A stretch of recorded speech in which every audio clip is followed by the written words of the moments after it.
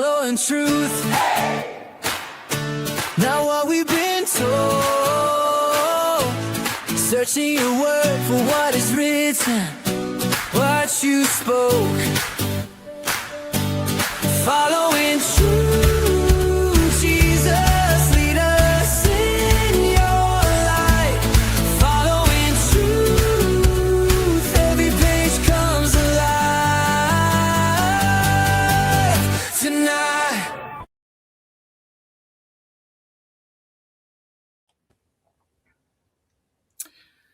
Shalom all, welcome to Following Truth with me, LJ, and my special guest today, Freddie from 13 Above.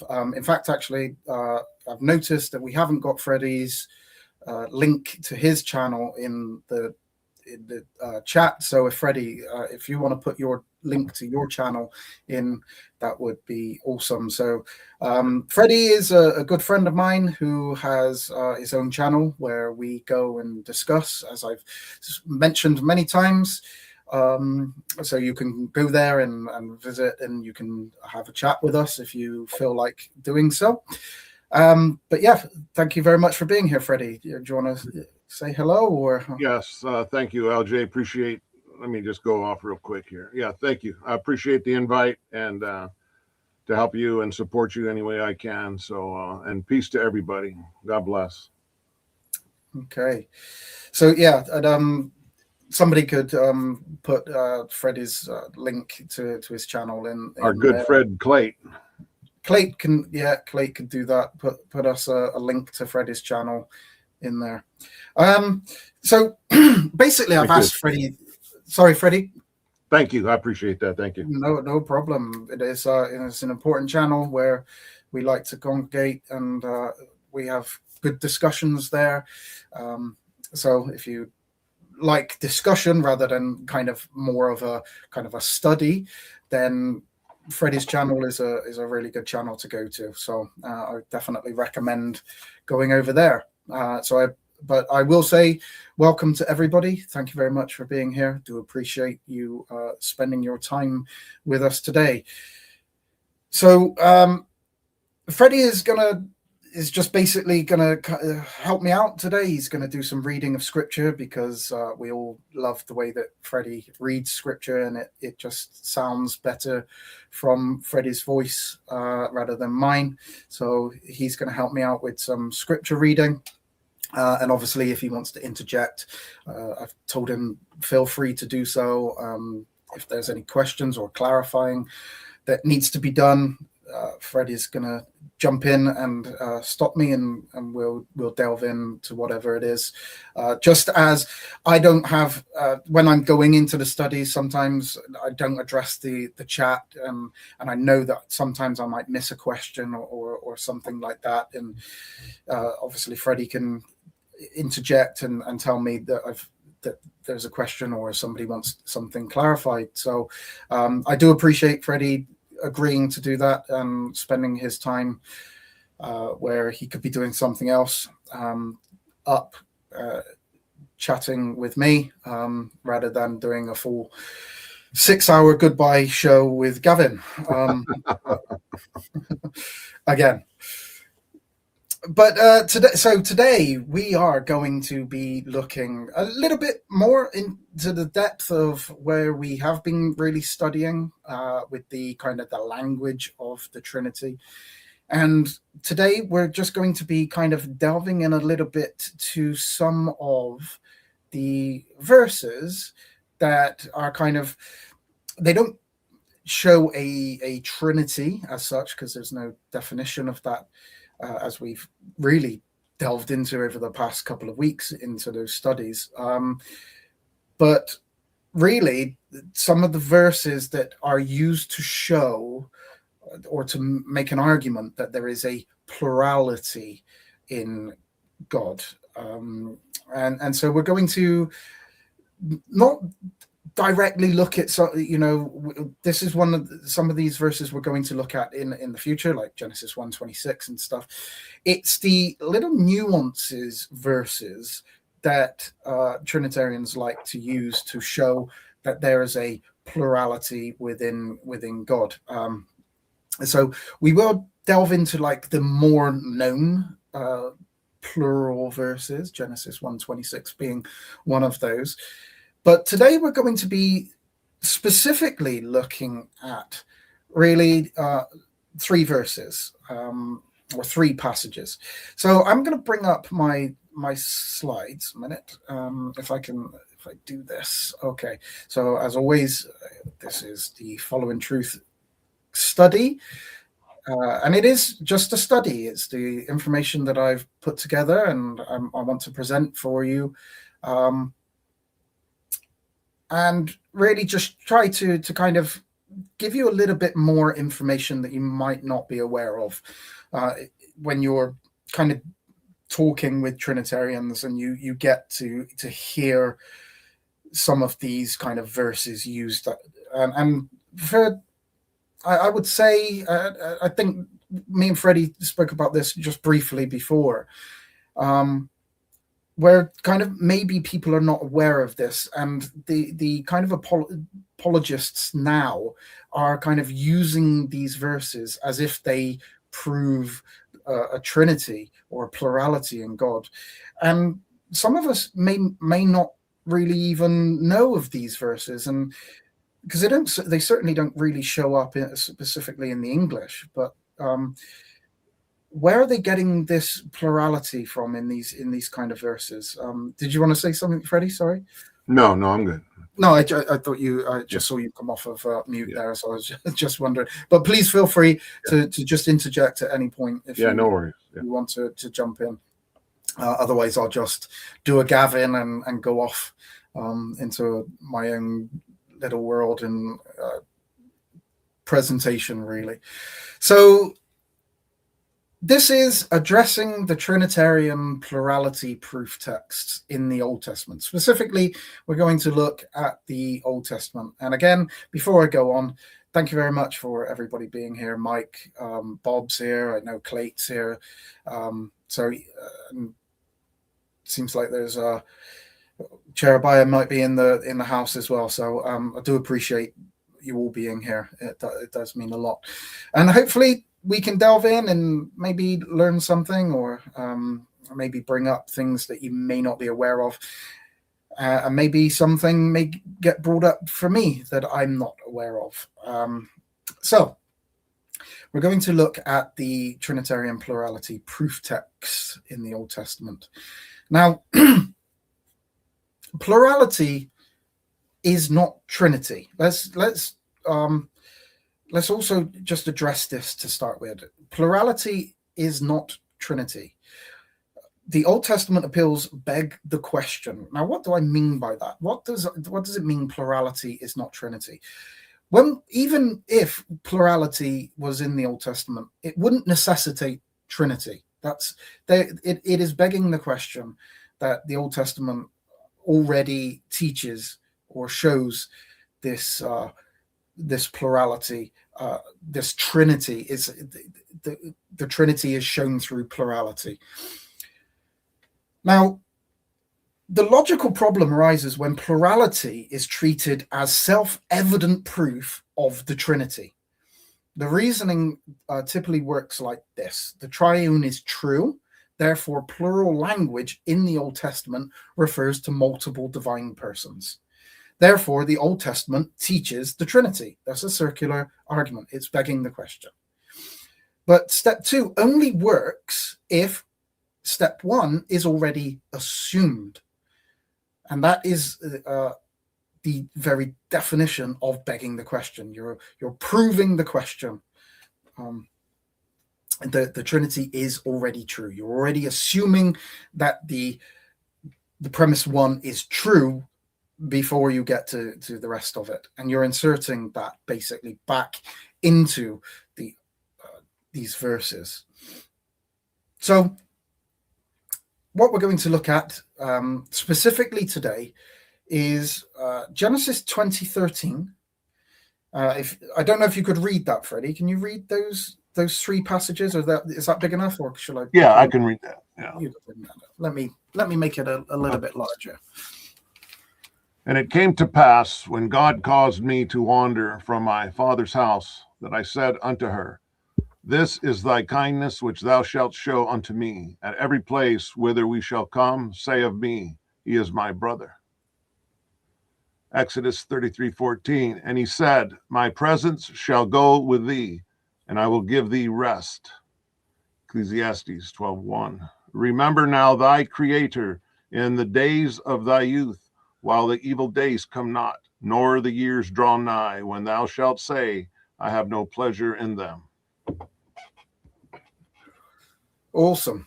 Okay, so these are the three verses that we're going to kind of delve into right now, with the plurality that Trinitarians like to use to prove or to show that there's kind of plurality, and then they're assuming that this obviously means Trinity. Oh, and Dr. Algarza is in the house, so appreciate you being here. I know we're going to disagree, but thanks for coming anyway. Do appreciate that. For anybody that doesn't know that, Dr. Algarza, he's a very well-studied Trinitarian. Has his own channel, goes and does lots of debates. So we're certainly going to disagree, and I've been on his channel and disagreed with him, and obviously he will be disagreeing with me a lot tonight, but we're still going to carry on and present the information. So we're going to look at these three verses. God, they caused me to wonder. Genesis 20:13. Oh, why is that? Yeah, was that right? Yeah, why has that slide not worked? There. Okay, God, they caused me to wonder. Genesis 20:13, and the plural verb with Elohim. So we will delve in and look at that. I'm going to have to jump in between the scripture and my slides, because I actually want to show in the scriptures. So you'll have to bear with me while I kind of jump between my slides and the scriptures. Like I'm going to bring up Bible Hub, just the page, because it's easier on that page. Everybody kind of has access to Bible Hub, so it's easy to kind of show in Bible Hub. But does God caused me to wonder hint at the Trinity, or is it doing something else entirely? Now, where are we getting the kind of a hint at plurality in this? Obviously, God calls me to wonder doesn't really give any indication of any kind of plurality. But it's not really in the English that this is shown. So it isn't the English that we really obviously need to delve into and look at. So we need to really delve into kind of the Hebrew. What does it actually say? And like I say, I'm not sure what slides I've got. So actually, let me bring up let me remove that and add to stage here. So, okay, this is Genesis 20:13. So as I say, like this, when God calls me to wonder, what does that mean? Where's the plurality in there? Well, the plurality isn't shown in the English. It's in this in the Hebrew there. And it came to pass when caused me to wonder, or caused to wonder me, God. And the plurality of here is the third person here, wonder. This is sorry, not third person, third plural, third person plural, caused me to wonder. So the wonder, causing me to wonder, is plural. So it is argued that the causing to wonder must mean that the God is plural because there is a plurality of those that are causing the wandering. And so this is argued that there is a plurality in the Hebrew. Now, what we need to kind of look at in this particular passage is that, actually, let me bring back up my slides. The Hebrew, this is the Net Bible. Don't want that at this precise moment in time. Let me bring this back up. I'm going to have to, it's going to be a bit awkward for me to go between the two, but it is this, like I say, this plurality here. Now, is that what is being shown here? That the Elohim is grammatically, what we know is Elohim is grammatically plural in form, but Elohim is plural there, regardless of whether it's in to God or to gods. It's always plural. It is just a plural verb, a plural noun. And it usually, especially when it's being used with the one true God, it is a singular verb that would be used with it. But here we have the plural, and so, like I say, this is argued that this is saying that this is plural, and so it's the plural of God. Now, the problem with that is that if we must take this plural, then actually really what it would be saying that the gods caused me to wander, not that the plurality would be in God in itself. The plurality would be that you would make this the gods caused me to wander, just as we see elsewhere in Scripture.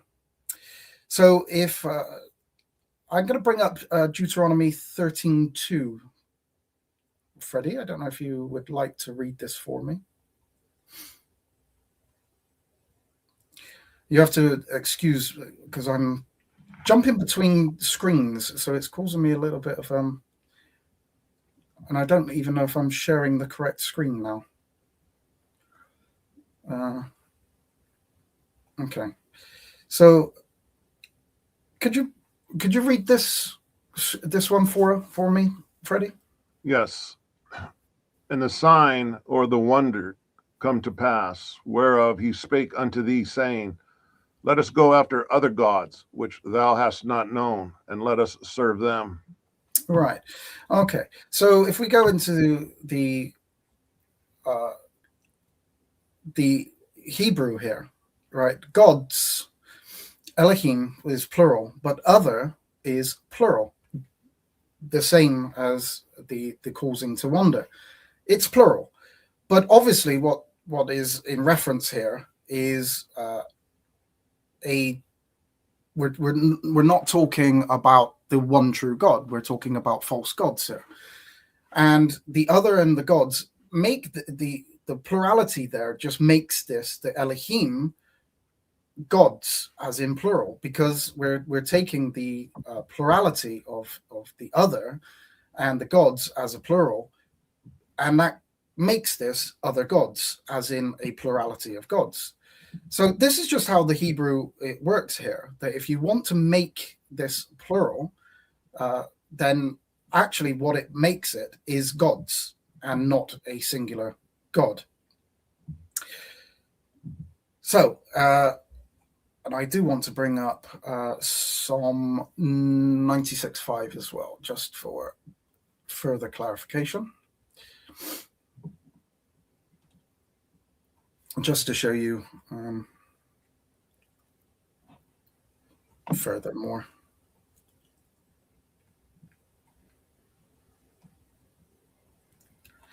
Psalm 96:5. So again, Freddie, I don't know if you would read this one for me. Yes. For all the gods of the nations are idols, but Jehovah made the heavens. So again, the gods obviously is plural, but so are the peoples, because the peoples have plural gods, right? They're idols, just as that is also plural as well. So the gods here is clearly plurality of gods, and the peoples, which is plural, and the idols, which are plural. So this makes this plural. So if you want to really kind of argue that back in Genesis 20:13, that this actually makes it a plural, then actually what it really does is makes it a plural of gods. So it's the gods calls me to wonder. So that's how you would have to kind of read that. Now, actually, there are I could also show Jeremiah 10:11 as well, but I'm not going to go too much into that because I've got other ones to delve into. So the verb is plural because Elohim is plural in form, but the meaning is still singular. And this is how many grammarians and Jewish interpreters have explained it. All right. So that's one option. There is a second option, that the semantic real plurality. If the verb is truly plural in meaning, then Elohim is functioning as plural in meaning gods, calls me to wonder. And that is an issue for the Trinitarian appeal to this. A plural verb in Hebrew normally communicates a plural agent, not one agent with internal plurality. That's being read into the text. You have to read the plurality of the singular agent to make that the way that Trinitarians like to make it. Now, the problem with that is that the history that we have of translation brings out the singular of this verse, because they are understanding this to be singular. And that's so I want to bring up the Septuagint version of this to right. I'm going to go back to Genesis 20:13.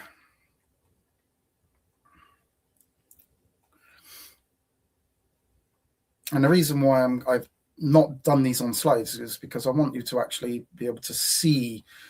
I knew that it would be a little bit more complicated rather than just on slides, but I actually want you to just see the readings here. So when you look at the versions of this, we see that all of the English, they don't make this gods, and they don't make it to be, a plurality of God when they calls me to wonder. Why are they not bringing the plurality out if there's a plurality? It's because there isn't really a plurality there at all. It is they're understanding this to be God calls me to wonder. They're not showing a plurality because there is no plurality. Now, when you go into ancient versions as well, so when I scroll down to find, so even Young's literal doesn't want to translate this as a plurality, and sometimes Young's does go away from like the natural reading because it's bringing out the actual reading that they have. Now, the Peshitta translation in English, God brought me, and you have the JPS Tanakh, when God calls me. But then you also have the Septuagint, when God brought me forth. And why is the Septuagint doing that? It's because the Septuagint reading is singular. The Septuagint reading is singular. right? When he brought me out is a singular reading. The LXX translation does not preserve a plural verbal idea within this. Neither does the Latin Vulgate as well. It also reads as a singular there. It is the Latin eduxit. I don't know Latin, so that's eduxit singular. So it's a singular in all of the other translations. It's also singular in the Samaritan Pentateuch when it is a singular verb. So all of these translations are not bringing out the supposed plurality within the Hebrew. So this kind of really, to me, kind of shows that sorry, Freddie was sending me a message. That was all. I haven't got time to kind of delve into that. What's that? Excuse me. I just noticed on a private chat there was a message there. I'm just putting them there when you. Right. Okay. So that I can acknowledge them at your convenience. Thank you, Freddie. I don't know any other way to kind of try to keep track. Yeah, that's appreciated. I can actually go back and actually address some of those afterwards. Yeah. So all of these translations are not bringing out the plurality. Why are no translation bringing out a plurality that is supposedly there in the Hebrew but nobody else is bringing this out? Because they're not understanding it to be plural even in the Hebrew. Although the plurality you can see there, it's not meaning a plurality within God, and it's not meaning a plurality of gods. The Hebrew verb is matching the Elohim, and that's all that's happening there. And we're going to delve into that and show more. Now, this is where the Net Bible. So we'll look at some of obviously what's been kind of said about it. The Hebrew verb is plural. We know that. We're certainly not going to argue against the plural verb here. It may be agreement with Elohim's plural form, but predicates with Elohim for the true God are usually singular. Perhaps Abraham accommodates to Abimelech's polytheistic perspective. Now, we have to notice it does say perhaps. This is obviously the Net Bibles. If so, translate when the gods made me wonder. So, and this is something that actually isn't I was going to say abnormal. It isn't something that is unusual for commentators to actually question who is being referred to here. Is it the plurality of gods that caused the wandering, or is it the singular of the one true God? Now, in rabbinic discussions, and now I know this is kind of later, so it's like 8th or 9th century, but it has been discussed where the divine names in Abraham's narratives are whether it was sacred or secular. I don't know if you could read that for me, just from "And it came to pass," Freddie. And it came to pass when God caused me to wander. The name is secular. That is not referring to God.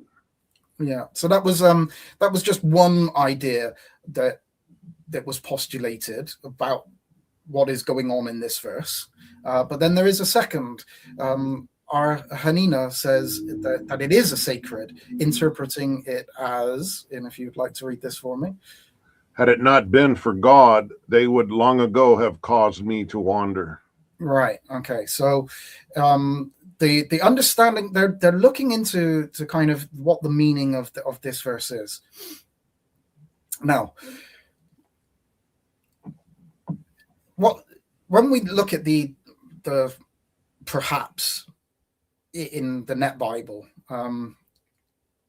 you have to obviously take that into account, that they are saying perhaps, but the Hebrew verb is plural, but this may be a case of grammatical agreement with the name for God, which is in plural form. However, when this plural name refers to one true God, accompanying predicates are usually singular in form. All right, so they're questioning this and trying to figure this out. Now, the Targums, the Aramaic Jewish tradition, reworked the verse, and I don't know if I have got the Targums for me to bring up. I'm going backwards. That's Rashi, so I won't go to Rashi at the moment. Well, I will go to Rashi. I wanted to go to just the Targums first, but I haven't got the slide for the Targums. I was going to bring up the full Targum. Onkelos re-signs this wandering as erring or wandering away from God. And Onkelos says, when the people, nations erred after the work of their hands, the Lord brought me near. It reads the wandering in the moral sense, erring into idolatry, wandering away from God. It makes actually the God, the rescuer, the Lord brought me near, not the one doing the wandering causing. All right, the peoples led astray and caused Abraham to wander, but God brought him back. So this is kind of how Onkelos understood it. The Palestinian Targum tradition, pseudo Jonathan, when they sought to turn me aside to the worship of idols. So it's kind of the Aramaic, the Targums are really understanding this as there's a causing to wander, but this isn't God that is causing the wandering. It's actually God doing the bringing back. They don't actually, and the Targums at no point tries to bring back the or to bring out any kind of plurality of God in here. And like I say, we have that. And I'm going to bring up Rashi now. There he is. When God calls me to wander, the verb is in the plural, but do not be surprised at this, for in many passages, words denoting godship or denoting authority are grammatically treated as plural. And then he brings up some verses that he tried to use in order to support this. So, too, the idea of authority is expressed by the plural form. All right, and we're going to look at some of those in a moment as well.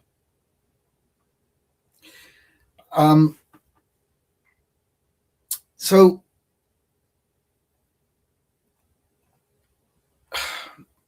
where I've got a few of these. I wanted to bring up a few of these later writers, but I won't bother with that. I will read John Calvin, actually. I will read John Calvin before we go any further. Calvin is interesting because obviously he's a Trinitarian. I don't follow Calvin at all, but it is interesting to understand, at his kind of time, how this kind of verse was being understood. And he was a committed Trinitarian, but he rejected Genesis 20:13 as a Trinitarian proof text.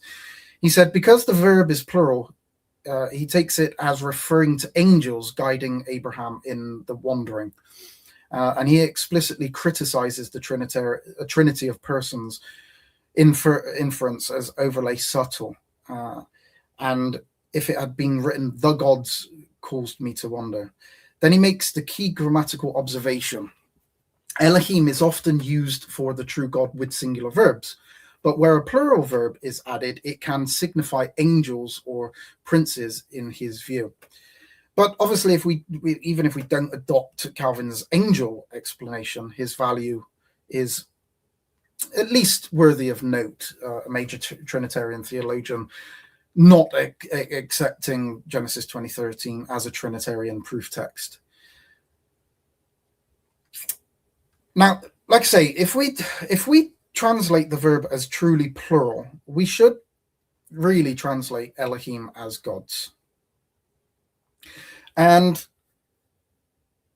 I'm hoping that I've got the slides. I haven't.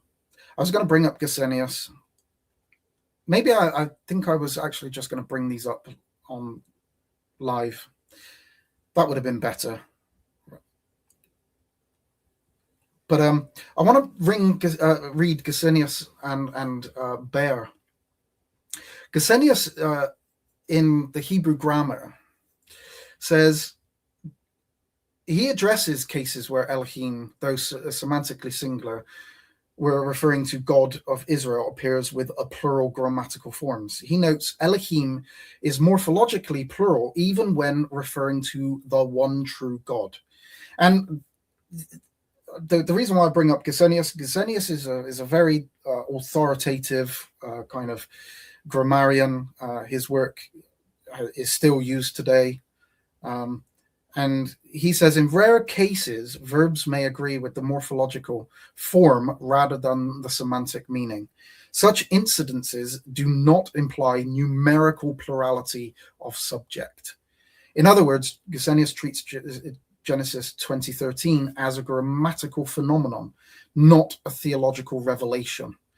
He does not suggest multiple divine beings, multiple persons within God, or divine plurality of any kind. Rather, he categorizes the verse as an example of formal grammatical agreement, basically between the verb and the noun. Baer, Seligman Baer, who worked extensively on the Masoretic text in his critical edition Liber Genesis, he says that the verb in Genesis 20:13 might originally have actually been singular. A singular reading would align with the overwhelmingly singular usage of Elohim when referring to Israel's God.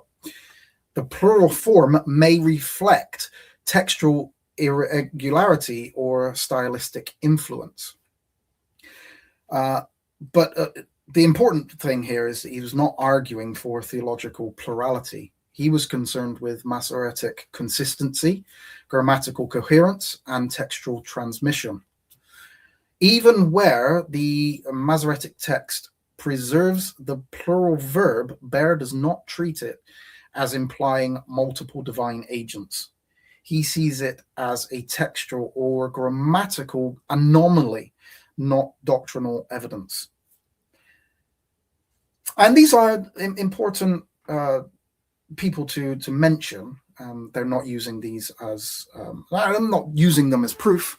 I'm just using them to show that, these are two important people when it comes to grammar, the Hebrew grammar, who are not understanding it as plural.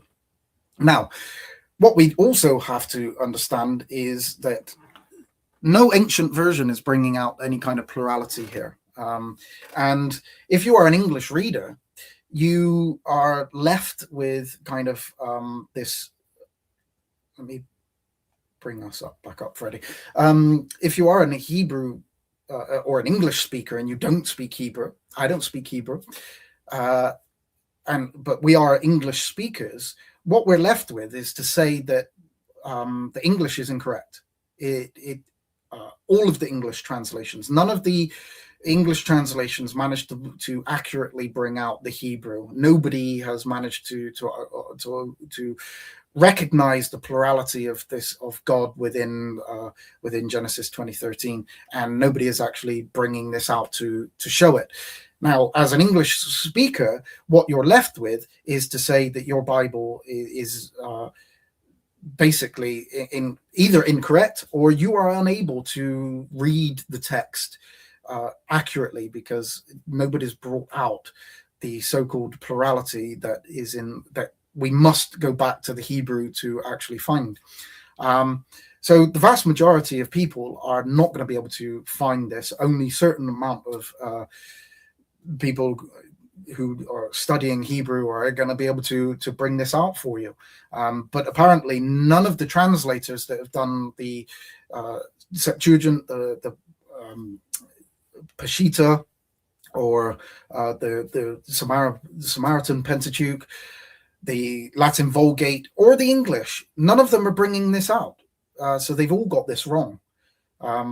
So basically what we're left with is that we can't access the correct reading of this verse unless we go back into the Hebrew and read our Trinitarian view back into this and make it a plural God, or plurality in God, when there are other explanations and other ways that we can read this, and other ways that have been read into this verse and explained, just as all of the translations, the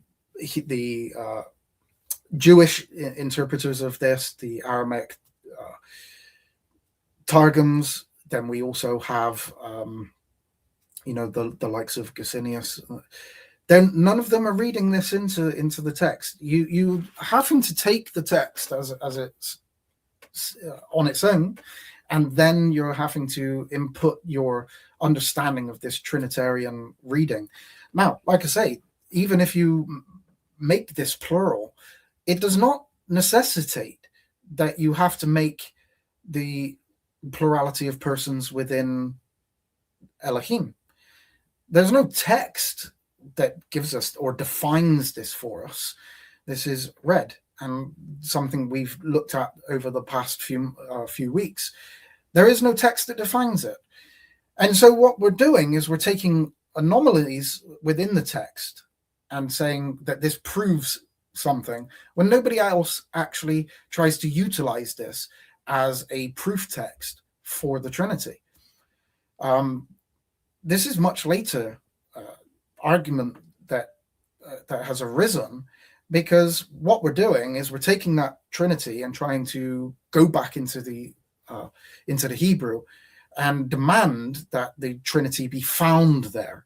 And so we're looking at verses and trying to find the Trinity in the verses that nobody else has seemed to have actually found. And so this one is going to work alongside actually Ecclesiastes 12:1. We're going to delve more into Ecclesiastes 12:1, but that verse, just remember what has been said regarding that, and we're going to come back to it in a moment, because one of the things that Genesis 20 is in a context, and we'll come back to that in a moment. But I want to delve quickly into, and I'm not going to spend too much time on this one, because I really want to delve in a bit deeper on Ecclesiastes 12:1, because I think that one is, there's a lot of information in there, and I want to bring that out, and then I want to bring it back together with Genesis 20:13. But the plurality of God in Exodus 33, specifically Exodus 33:14, again, is that the grammar bringing out the plurality. Now, actually, if I remove that and add to stage this, and if you could read to us again, Freddie, this. And please do feel free to interject at any point if there's something I've missed, or if I've not clarified something, or you need explanation a little bit more. Sure. But if we could read Exodus 33:14. And he said, my presence shall go with thee, and I will give thee rest. Okay, so what is going on in this verse? My presence will go with you, and I will give you rest. This is obviously Jehovah speaking.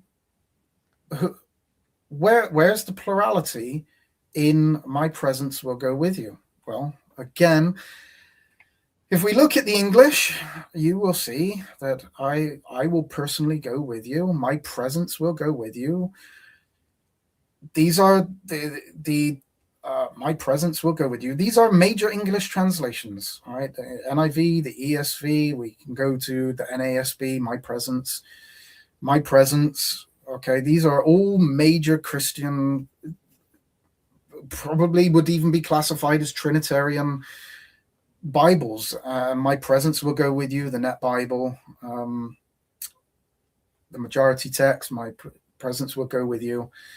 But then when we go into the literal versions, my presence doth go, right? Where's the plural, or the plural? If we go to we can go to the Catholic versions. You've got my face shall go, my face. These are all singular. And then we have the Lamza. These are Aramaic translations. The Lord said to Moses, go ahead of me, and I will give you rest. The Peshitta. Now, if I have found love in your eyes, show me with your path, and I shall know you, because I shall. This isn't really a very good translation or reading. But in the JPS, my presence, and the Septuagint, I myself would go before thee. All singular. But again, if we go into the plural of this, if we go into the Hebrew, we will find a plural, with you. All right, my presence will go with you. Now, my presence is plural. But it's pane. Pane is face. It's plural. It is a plural verb, or a plural noun. Sorry. Right. The verb "I will go with you" is plural, but it is an agreement with pane, my face. Right. But they're saying that my presence, plural, will go with you, plural. And so it's bringing out the plurality of God in this verse. But again, when we look at the way that this has kind of been understood,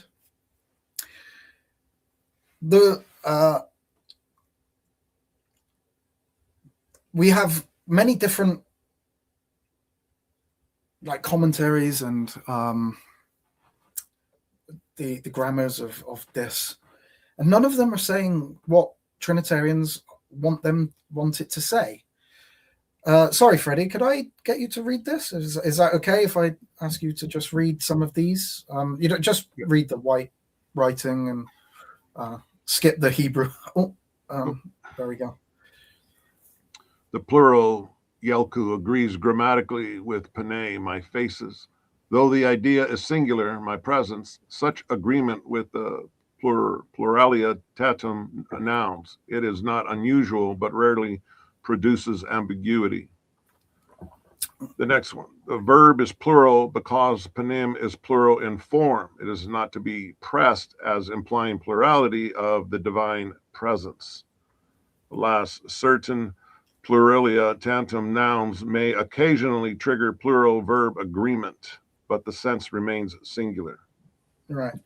So this isn't my Unitarian brain saying that, we have the agreement of pane, which is plural, which is face, which is translated elsewhere as face, although it is plural, because pane is plural.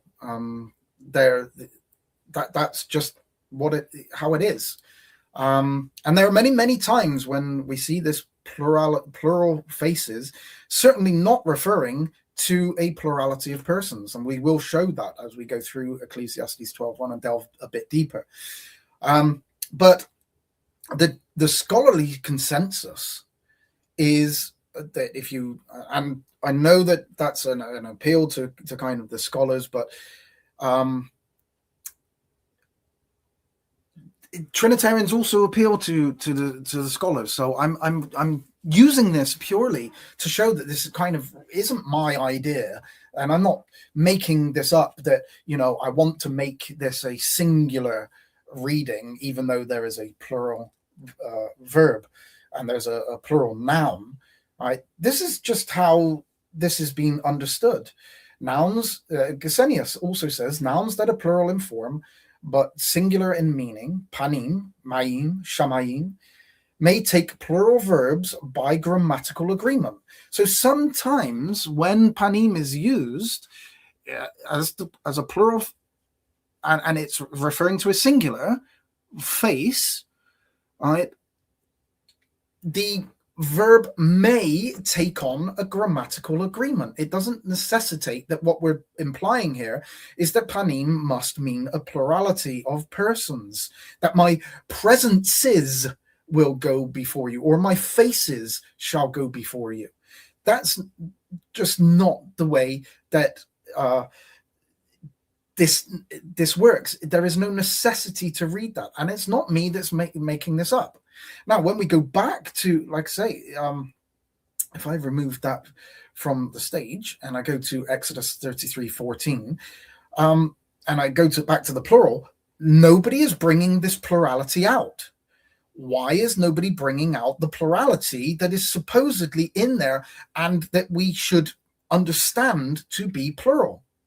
And the reason being is because nobody is understanding it to be plural, apart from those that want to use it as a proof text, because the Hebrew has a plural here, and so, oh well, it must mean that there's a plurality within God. But nobody has understood that, or I'd say nobody, but you know, the grammarians are not understanding it this way. The ancient texts translations are not understanding it this way. Even Trinitarian translators are not bringing this out in these two verses that we've looked at so far. And I haven't even touched on yet looking at other places where we can show this plurality being used of other people. We're just looking at these particular two texts, and you know what I like to do is go into a bit deeper and look. We're going to do that specifically with Ecclesiastes 12:1. But what I wanted to just bring out in these two verses, because I really wanted to focus on Ecclesiastes 12:1, and that is the verse that I'm going to delve into predominantly. But I wanted to just show these other two verses that are being used by Trinitarians to try to make it seem like there's a plurality within God. And so I just wanted to show you that this isn't the common understanding of these verses. This is a modern phenomenon where a few have grabbed hold of the plurality because they understand the consequences. Don't make this or let me not underemphasize this. They understand the consequences of the plurality of God not being shown in the Old Testament.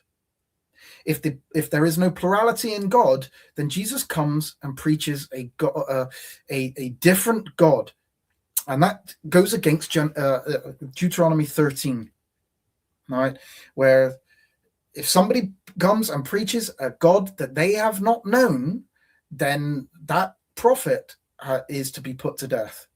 And so, actually, if Jesus comes and preaches a God, a triune God that they do not know, they had every right to put Jesus to death. Now, they don't actually accuse Jesus of teaching a false God. So we have to say did Jesus actually teach that particular God? Or do they already know that God is plural? There is a plurality in God. And so that is where the necessity of this plurality in the Old Testament needs to be found. You need to find the plurality of God in the Old Testament and bring out that God is plural in the Old Testament. Now, that's where you are going to find these desperate attempts to find any verse that kind of highlights a plurality, even though it's not certainly not a rule. It is anomalies at best, or there are other explanations. But they are going to desperately try to hold on to these plural passages, because without them, there's no triune God in the Old Testament, and Jesus comes and preaches a false God. So we have to go and find the Trinity. And as I showed, plurality does not prove Trinity. Even if you want to make an argument that there is plurality in Exodus 33:14, all right, there's no Trinity in Exodus 33:14. There's my presence will go with you, or they will go with you, if you want to make that argument. But that's the best you can get out of Exodus 33:14, is that my presences will go with you, or they will go with you. You cannot get a triune God out of that. Now, there are many other ways to understand that, as we've already seen, that this could be understood as the Elohim going as and for God. It could be Malak. It could be, different ways of understanding this. So it doesn't necessitate at all that the plural, even if we granted this and said that the plural is there in the way that a Trinitarian wants it to be there, it still doesn't demand that we have to read a triune God, or that we have to read three persons of God. This is where you're begging the question. Now, we are going to go a bit further. Now, the context, God, Moses, and Israel. Even apart from the grammar, the context of Exodus 33 clarifies the plural logic. In verse 13, Moses intercedes. Consider that this nation is your people. My God, God replies in verse 14, my presence shall go with you.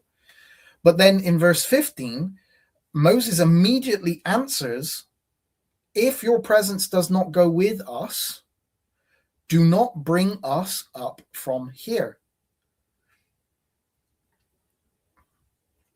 So, where do I want to go with this? I want to leave time to delve into Ecclesiastes, but this is one thing, and I'm going to come back to this in a second. But I really wanted to point out the arguing from the exception and not the rule.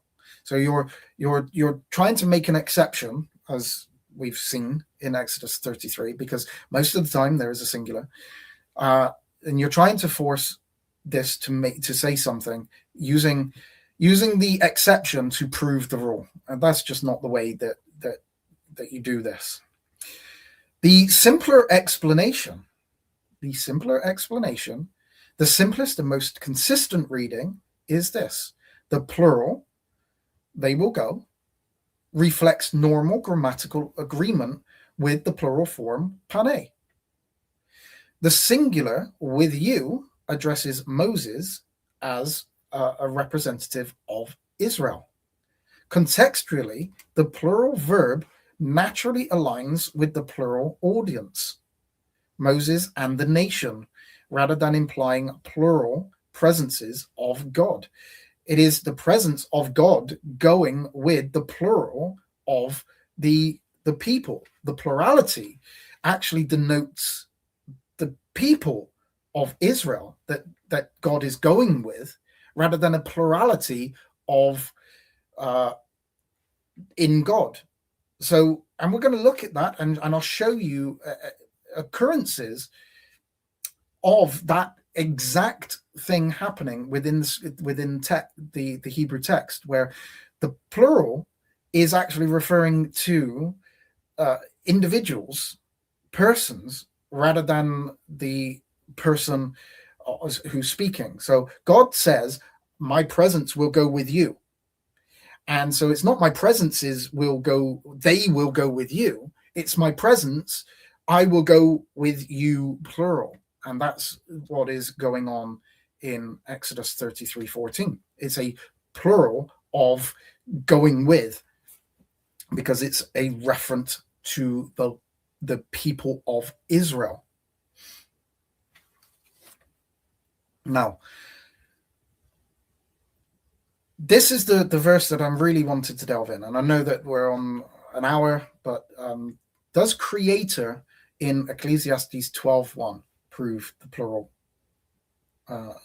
God?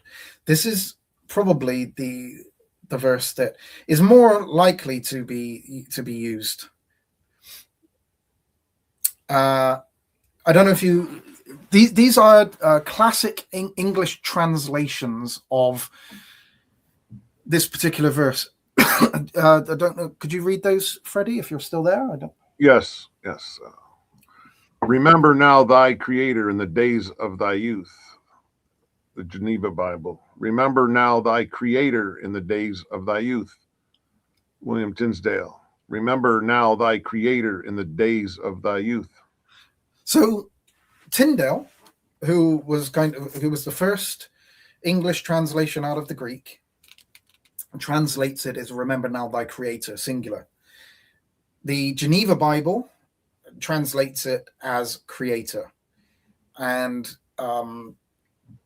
now the thing about the Geneva Bible is that these were a lot of these translators would have been Calvinists, and they were certainly Trinitarian. So they're bringing out this remember now thy Creator, singular. And for most people who don't follow the King James like I do, will also say that the King James Bible translation is a Trinitarian translation, and the King James Bible translators were Trinitarian. But in this verse, they actually render this singular. So even Trinitarian translators are clearly bringing out a singular creator, not creators. All right, that's again what the some Trinitarians are trying to read into this verse. But again, what we would actually find is in the Greek, in the Hebrew, is if you try to make this creators, then actually what you are making it is a plurality of creators, not a plurality within the creator. Right? You're actually making this, you would make this creators, not a singular creator who is plural. And so you would, that is the way that you would have to bring this out. But I actually want to bring up some other versions of this, actually the modern versions, and I would need to remove that again and bring this back up. And I'm going to go to Ecclesiastes 12:1. Now, Freddie, could you just read the NIV for us? Remember your Creator in the days of your youth, before the days of trouble come and the years approach when you will say, I find no pleasure in them. So the NIV, Trinitarian Bible, creator, singular. Another really popular is the ESV. If you want to, could you read that, Freddie? Remember also your Creator in the days of your youth, before the evil days come and the years draw near, of which you will say, I have no pleasure in them. Okay, so we could go through all of these translations, and we're not going to find the word creators. Right? All of them have a singular. They're all singular in this passage. All right. The only one that brings out or says creators is the Young's literal. And we'll look at that. But that actually says creators. It doesn't say creator who's plural. That makes a plurality of creators. All right. That's the issue when you're trying to bring out this. It doesn't demand the plurality of creator. It actually makes it a plurality of creators. And that's and wouldn't it make it three gods? Because if you have a plurality of creators, in order for any one of them to create, they would literally have to be God, not just a person. In that way, yes, Freddie, we're going to have to have we're going to have to have a trinity of gods, not a God who is a trinity. That's the way that the Hebrew would work here. And we are going to look at that and why it doesn't work. But again, the Douay Rheims, so these are Catholic Bibles. So certainly not Unitarian in their translation. They all have kind of singular creator there. Then you have the Aramaic translation, creator in the Peshitta, creator in the JPS Tanakh, creator in the Brenton Septuagint. Now, the reason why the Catholic Bibles is because the Latin is singular. The Greek is singular, which is the reason why the Septuagint reads singular.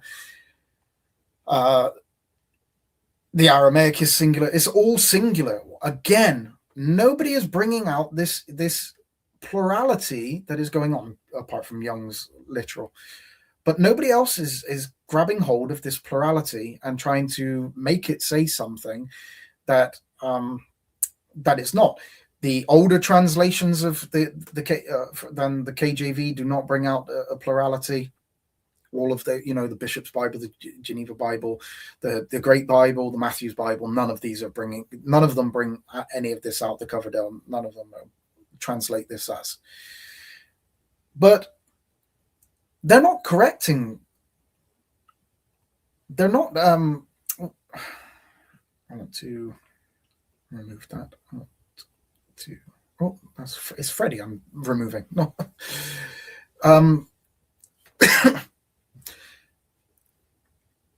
This isn't. They're not correcting the Hebrew. They're not coming along and saying, well, the Hebrew is incorrect here. They're interpreting the Hebrew, or they're using the Hebrew to create their translations. So they're not trying to say that the Hebrew is wrong, or they're not trying to hide something that is in the Hebrew. They're understanding what the Hebrew is actually saying. They're interpreting the Hebrew, all of them, and translating it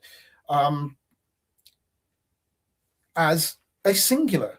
Why would they be doing that if there is really, this is a solid proof text for the plurality of God? Why would Trinitarian Bibles hide a triune God in one of the most triune verses? Because if it really was showing that God was plural here, this would be a perfect time to bring that out. This would be something that a Trinitarian Bible would jump on and actually bring out, but they're not. So the witness of English translations, the Christian and Jewish alike, strongly reinforces a key point already suggested by the grammar. The Ecclesiastes 12:1 addresses a plurality of people through a singular grammatical you, and speaks of God as the one creator who stands in the role towards each of them. He is the creator of them, plural. He is a creator, not as in he's plural, but he is a creator of plurality. He creates plural. He created all of them, not just one. And that the you is what is being brought out as the plural here. It is a singular creator of the plural. And this isn't my kind of understanding of that. I'm going to delve deeper into this now. But if we go to the Septuagint, so everybody, I think a lot of people know my kind of understanding of the Septuagint. I don't hold any kind of authority in it, but there are a lot of people that do, and Trinitarians who do hold to the Septuagint reading. And all of the Septuagints, because there are multiple, they are bringing a singular here. They don't bring out any plurality, and it's consistent across the Septuagint editions. It is not confined to like one manuscript tradition or one modern editor. It is consistent across the major critical editions of the Septuagint. Ralph's, Sweet's, Göttingen, and also in Brenton's, as we saw. They're all singular. This is the consistency of the Septuagint editions. All bring out the singularity here. The manuscripts read singular that we have available to us. They bring out the singular because it is the creator is singular, and it is preserved in like say the Latin, the Peshitta is, so it's there for us to see. The Brenton's translations follows the Greek of those manuscripts very closely, and shows no hesitation in rendering the term as singular. And the Net Bible and Elias, the Lexham English Septuagint, they all have, all of them have singular creator. Like I say, the Vulgate has the same as well. The singular genitive, your creator, singular. Now, this is where I'm going to kind of push forward this rhetorical you in Ecclesiastes. It is a talking to the plurality of people, not a singular person. Although one person is being spoken to, it is still referring to the plurality of people. The plurality does not describe who God is. It describes how the one God relates to the many people. It is a relational sense that God is God to all of these people, to all the people of Israel. He is a creator of the plurality of people of Israel, the many people. Each person is addressed as you. Now, you could say, let's say that you had 3 children. You could say, I am your father, or I'm the creator of you. You wouldn't be addressing a singular there. You'd be addressing the plurality. You created all of them. Right? You're not a plural creator, but you created plurality. So you are the creator of all of these children. And the same goes with God. The creator God is a creator of individuals, of people. And so that plurality is coming out in the Hebrew, but it's not in the way that Trinitarians want to say. If you have to make creators plural, then you are making the plurality of creators, not the plurality in the creator. That's not how the Hebrew would bring that out.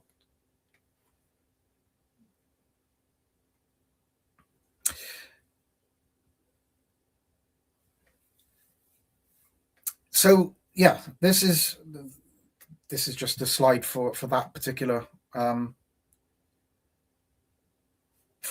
statement, is that it doesn't say that there is more than one creator. It doesn't say that the creator is plural.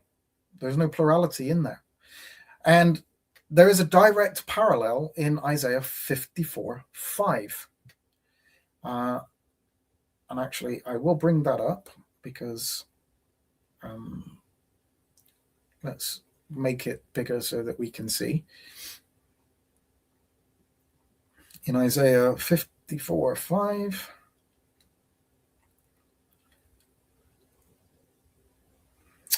I always lose this, Isaiah. I don't know why I always lose Isaiah.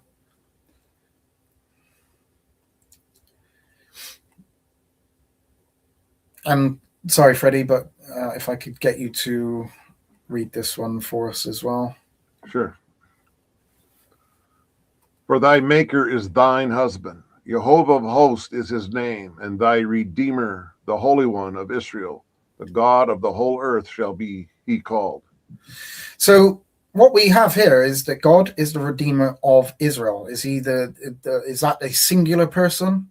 Is it just referring to one person? The God of the whole earth shall be called. He is a God of all.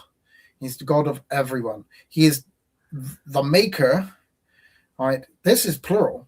We're not going to disagree that the husband and the maker is plural, because Yud-Heh-Vav-Heh, Jehovah, is the maker of all the people, of the hosts. He is the husband of all the people. So they want to force the reading as in that Jehovah is a multiple person maker. He is a multiple husband. So does that mean that the Father, Son, and Holy Spirit are the husband of Israel? Is that really what is being said in Isaiah 54:5? That the Father, Son, and Holy Spirit are the maker of Israel? They are the husband of Israel? Or is it that Yud-Heh-Vav-Heh, Jehovah, is the husband of the plurality of Israel? Each individual person, the collective Israel, but the singularity of the people within Israel. He is a husband to all of them. He is the maker of all of them. As a collective, they get referred to as Israel, but each one is an individual. Each one, that Yahweh, Jehovah, Yud-Heh-Vav-Heh, is their maker. He is their husband. So let's go further with this. Like I say, all of the translations are in agreement that there is no plurality here.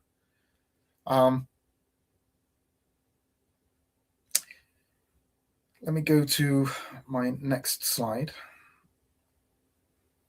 And in Psalm 149:2, we see the same pattern again. So let me bring up Psalm 149:2. Because this isn't just something, one off. There's lots of occurrences of this. But what we're going to see is that actually, a lot of the time, the plurality is within humans. So Freddie, before we go into the Hebrew there, let's read this verse again, just there. Let Israel rejoice in him that made him. Let the children of Zion be joyful in their king. So let Israel rejoice in him that made him. Is he talking to Jacob, singular, Israel, the singular person there? Or is he talking to the plurality of Israel, referring to Israel as a him, the children of Zion. Be joyful in their king. The plurality is in the children of Zion. The plurality is in Israel. They are the plural, and they are to rejoice in him that made him, made Israel. Not a singular person, but a plurality of persons. So when we go into the Hebrew and we see that let Israel, which is being referred to as a singular, in their maker. Where's the plurality? It's in their maker, not in maker. It's not the makers, it's their maker. Israel has a singular maker, but Israel is not singular. In Israel is a plural. That's why they are the sons or the children, the Bene of Zion. And in their king, the plural, there again. King is not plural. It's there that is plural. Because the plurality is going the opposite way. It is going from the Lord, from Jehovah into the plurality of the people. Now, you might think, oh, LJ, you're just making this up. Well, let's show some examples of, and I will point out that church fathers used Ecclesiastes 12:1, right? They used Ecclesiastes 12:1, but none of the church fathers use it in a grammatical sense. None of the church fathers are using this in a grammatical sense to make an argumentation that God is plural. Even though supposedly the church fathers are Trinitarian, they're not just using this verse and saying, "Oh, this proves the triune God." None of them. They're not doing this.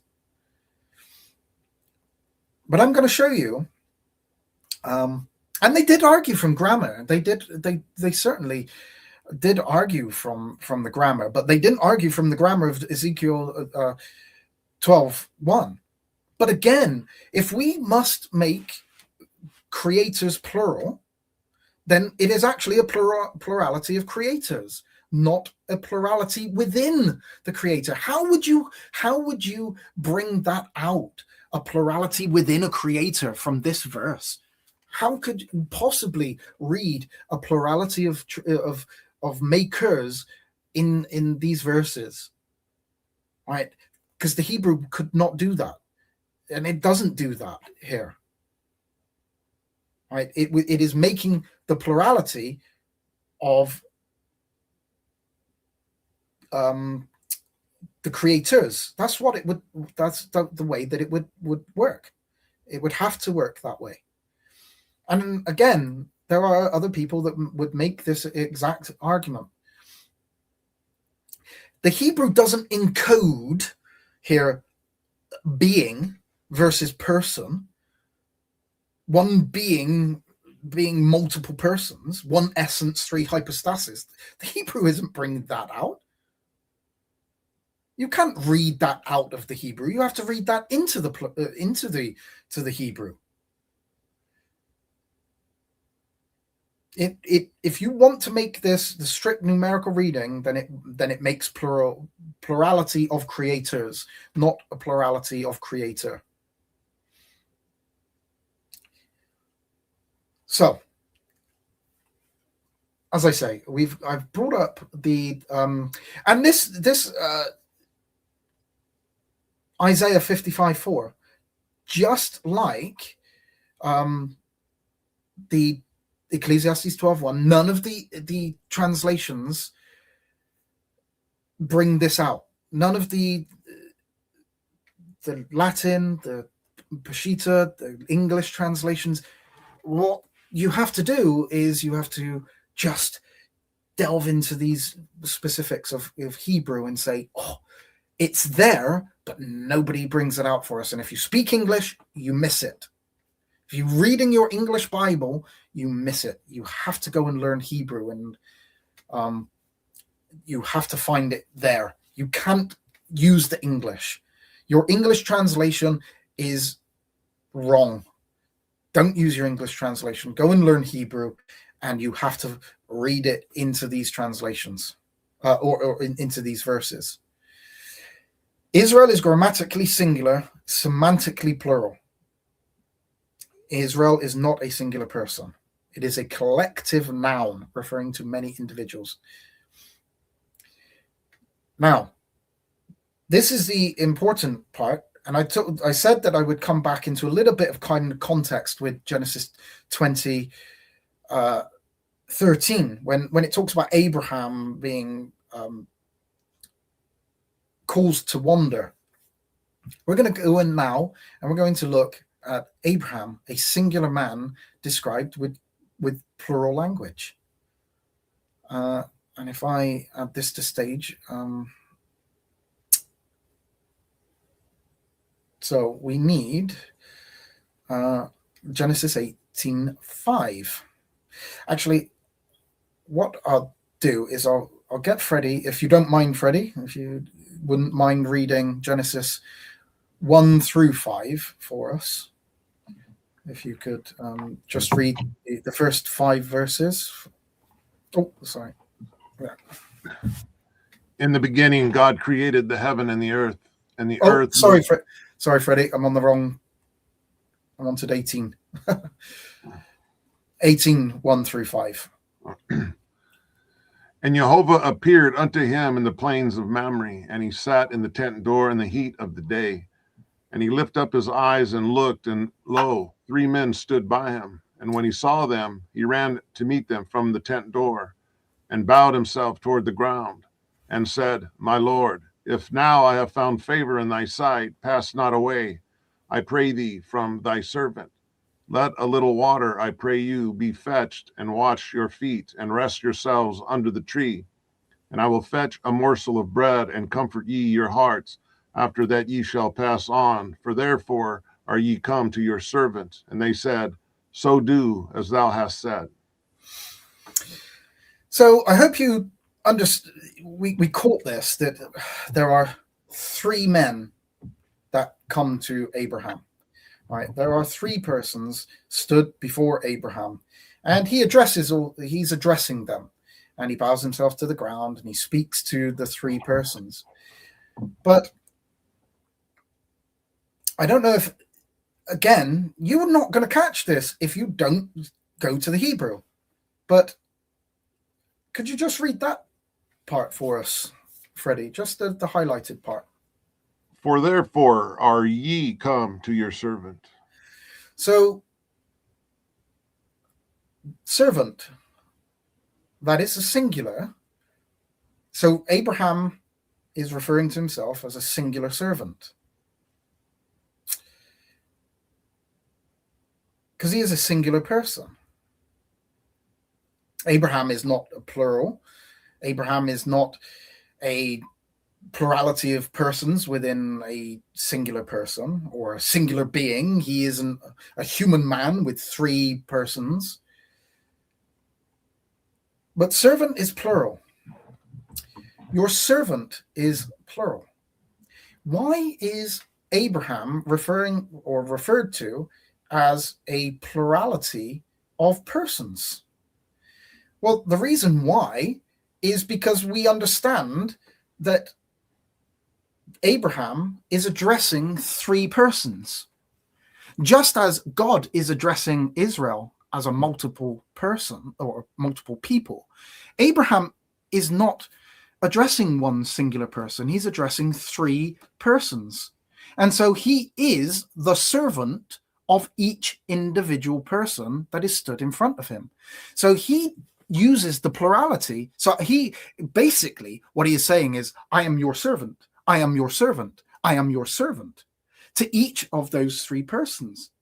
But he isn't saying it saying it 3 times, addressing each individual person. He addresses the persons in front of him, the 3 persons, and he addresses them as, I am your servants. But it isn't going from to making Abraham the plural. it is making him the servant of each individual person. So he is the servant of three persons. The plurality of Abraham being a servant does not go in his direction. It goes to the direction of who he is speaking to. And who is he speaking to? He is speaking to a plurality of people. So when God says that he is the maker of the plurality, it is the address of God to the persons. The plurality isn't in God in any other way than Abraham is a plurality of servants. He can only be a singular plurality, can only be a singular person, but he is a plurality of servants because he is a servant to each individual person that he is a servant to. And so he doesn't address them.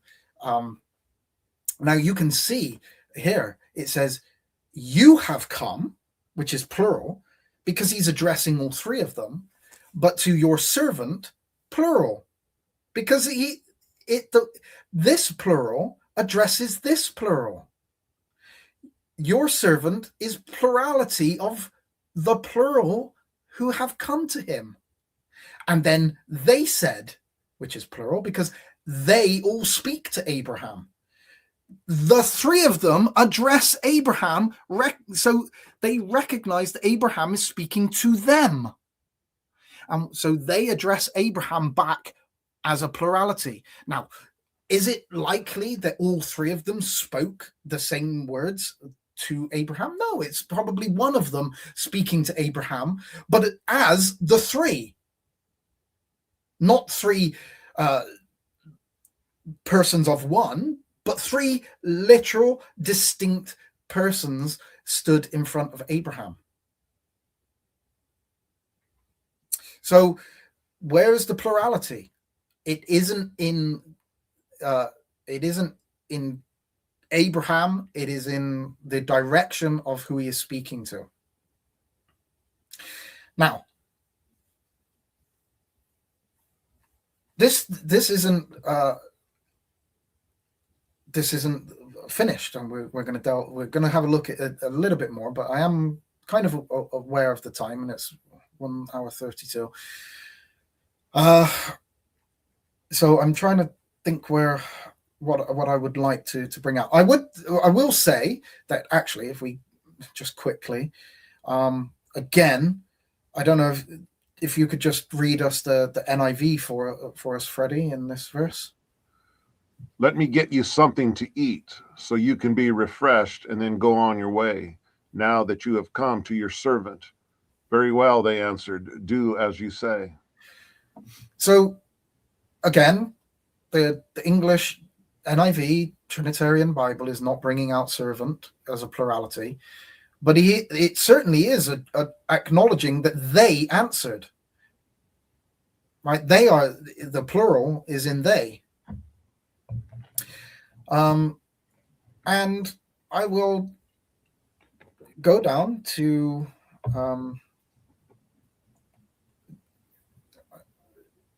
again, just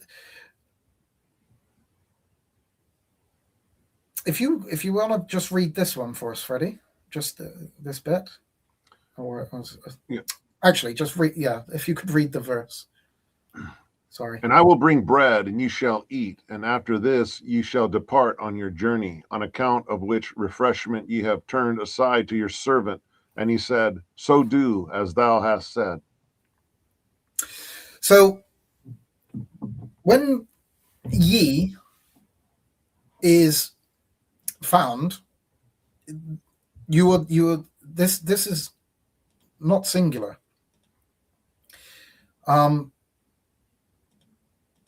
This is plural. Ye is plural. If it was singular, it would be thee. So in the old kind of English style, ye and thee is singular, the ye is plural. Or thou, but this would be plural. So there's a plurality here, but there's a singular here. But then the Septuagint does bring out he said, so acknowledging that only kind of one person probably replied back to Abraham. But the JPS Tanakh again is your servant singular, and they said, so and ye as well. So what we see here is all of the translations, and we could go to the Catholic again as well. This isn't just me saying it. This is the translations saying this. None of the translations are rendering it in the way that a Trinitarian wants to make it say. Even the Trinitarian translations are not making it say what many modern apologists are making it say. Why are modern apologists not saying that? Or why are modern apologists saying it? Because they are trying to find the Trinity back in the Old Testament, because they're being pushed back. These weren't really arguments being made prior to this, because the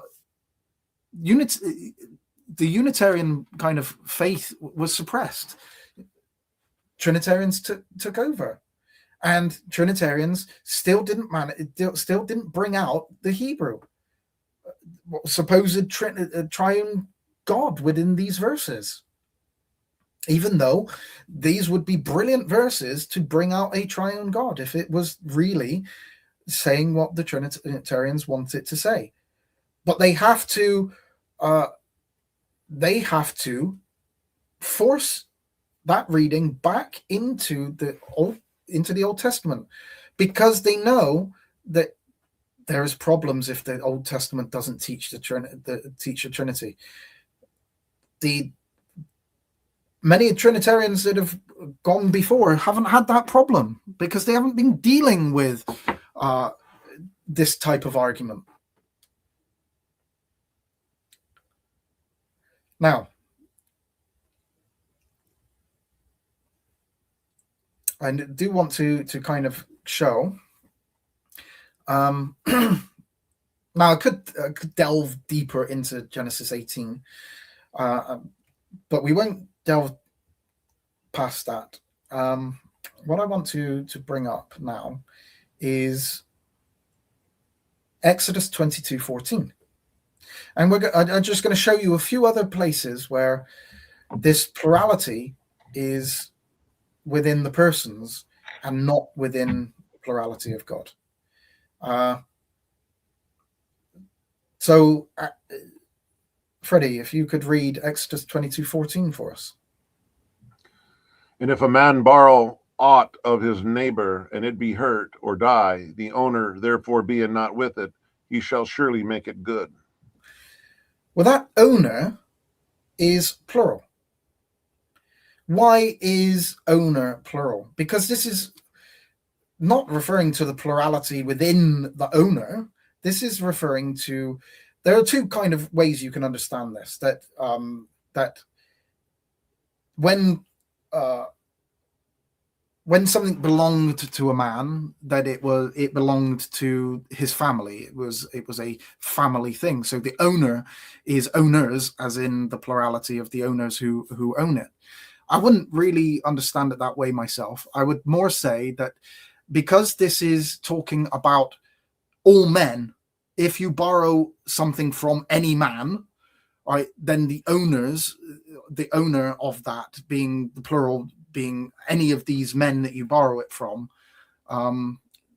it's kind of bringing out the plurality within who you might borrow it from. But owner is plural in the Hebrew. Nobody is going to make out that the owner of these stuff, as you see, this plurality, masculine plurality of the owner. Nobody's going to kind of say that an owner is a three-personed owner. And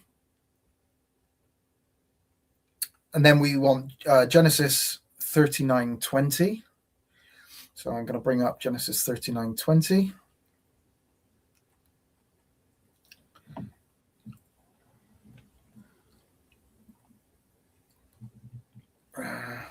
There we go. And again, Freddie, if I could ask you to kind of read this one for me. And Joseph's master took him and put him into the prison, a place where the king's prisoners were bound, and he was there in the prison. So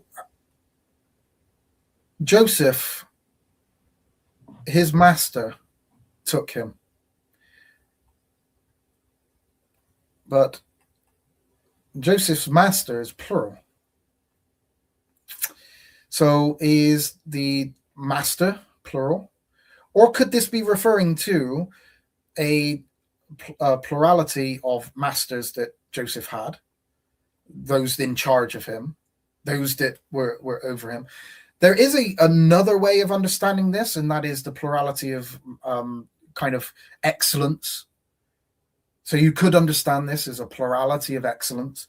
And actually, Gesenius does point this out in certain verses, and you could actually make the same argument back in the those Trinitarian verses, like, Ecclesiastes 12:1, that there is a plurality of excellence.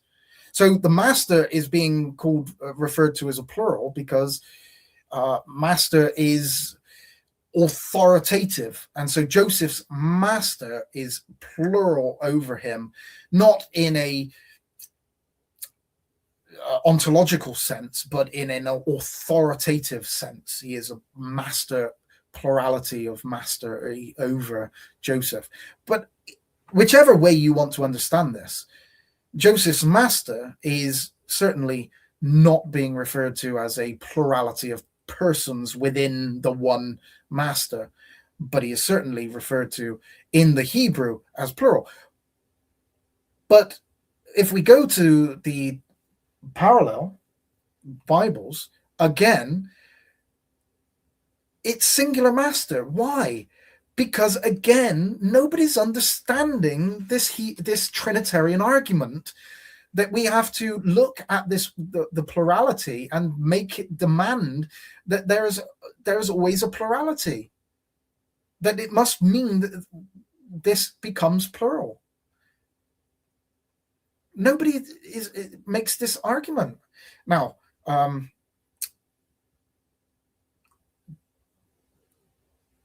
Exodus 20. I'm just going to finish off with just bringing up some verses, just to kind of, because I really want to kind of hammer home this point that the Trinitarians are really just making an argument based on grammar that really there is no argument to be made. Again, sorry, Freddie, but if I could ask you to read this one. But if the ox were wont to push with his horn in time past, and it hath been testified to his owner, and he hath not kept him in, but that he hath killed a man or a woman, the ox shall be stoned, and his owner also shall be put to death. So what we saw there is a singular owner, but it's a plural. The owner of this ox is plural. Why is the owner plural? Because, again, the owner could be referred to as plurality of excellence, or it could be a plurality of the owners, or it could just be referring to bringing out the plurality, that this isn't meant to be just, one specific person with one specific owner. It's any owner of and any man. So the plurality is not to make the owner plural, but to bring out the necessity within the Hebrew that it is referring to anybody, all persons, any persons, not just a singular, not just this person, but anybody within Israel. This was to go to all persons within Israel, and so the plural is being brought out in this passage. And I'm gonna just a couple more. I hope you still have time, Freddie, to go. I'm good. I'm yours. It's all good. Okay, so in Job 29:25.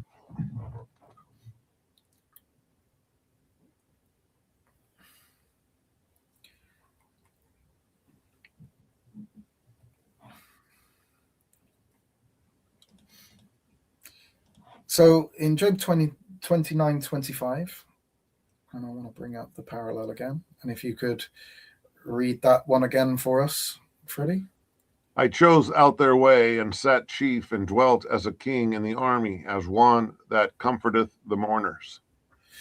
Right. That mourners, where do we? The mourners are plural, and Job is depicted as standing in a comforting role towards the many people. Job is thus presented grammatically as the comforter to the mourners, plural. Yet Job is not a multiple comforter, right?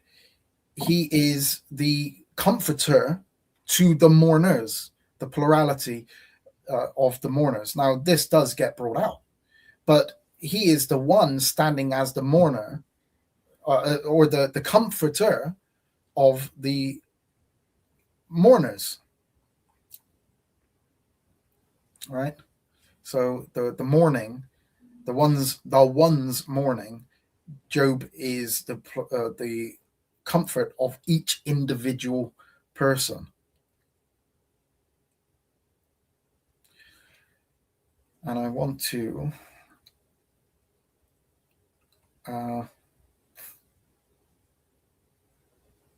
actually, there's so many of these that I could bring up.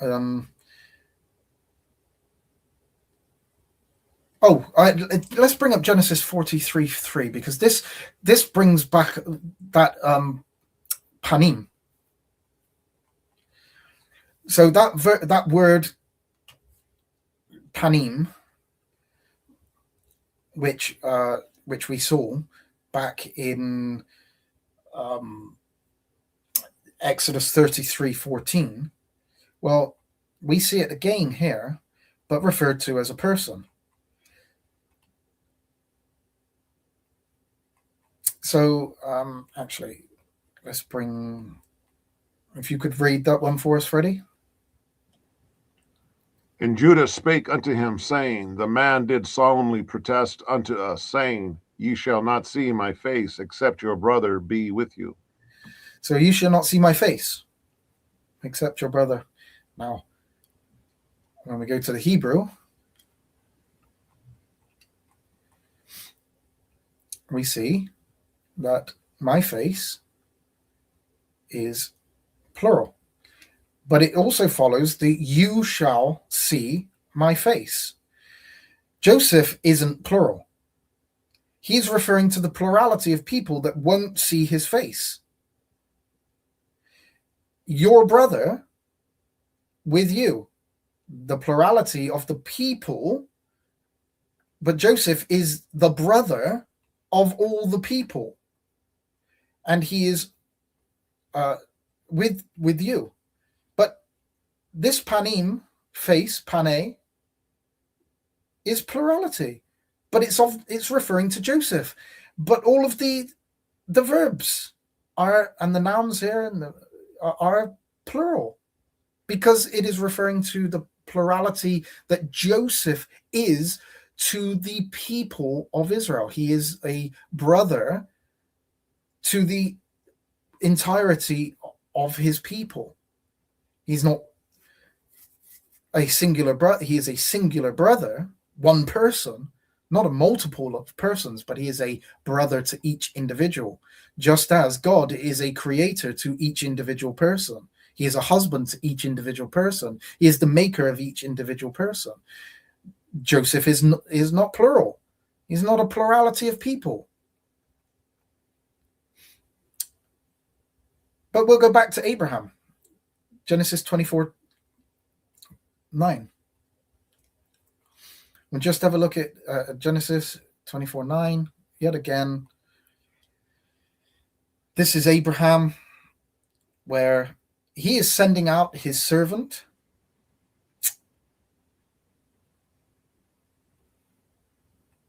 to go and find a wife for Isaac. And if you don't mind reading that one again for us, Freddie.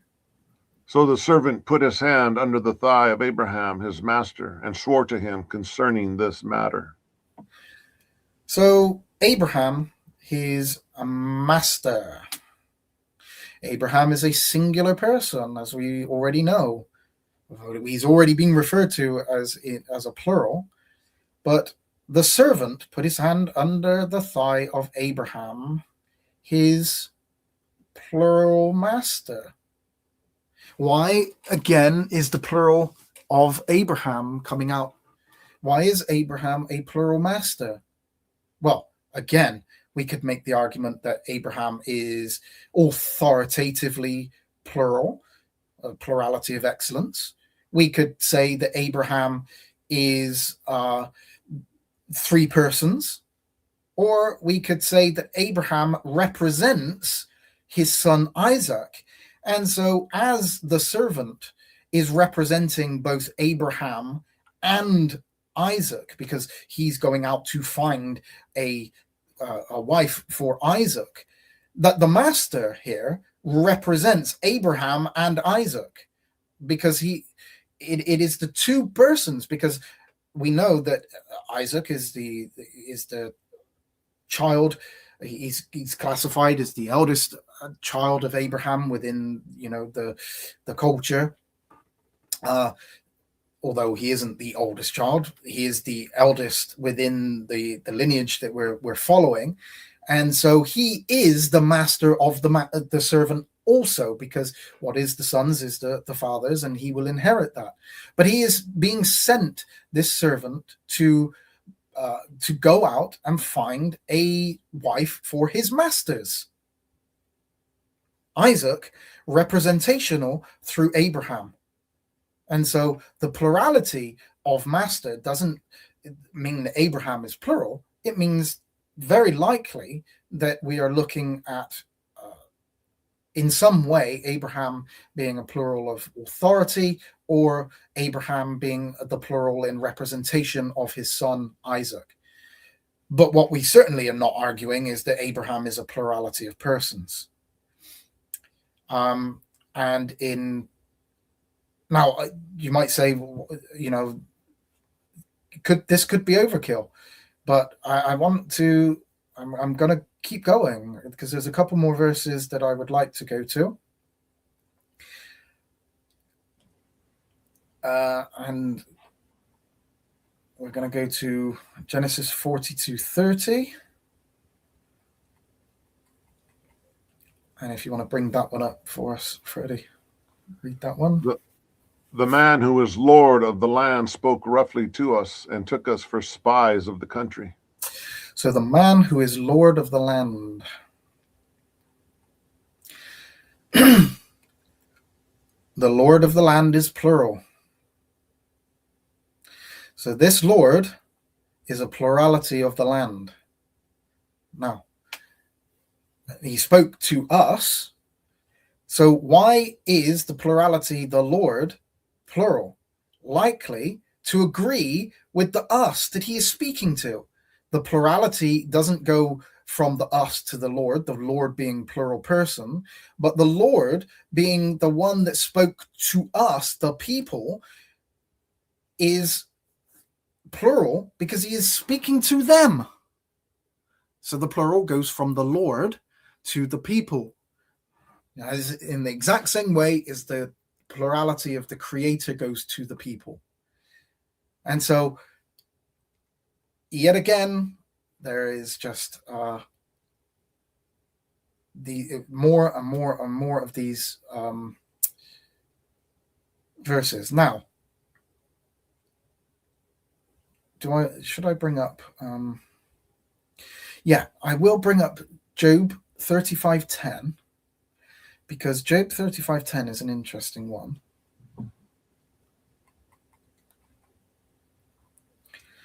I want to just probably going overkill with this.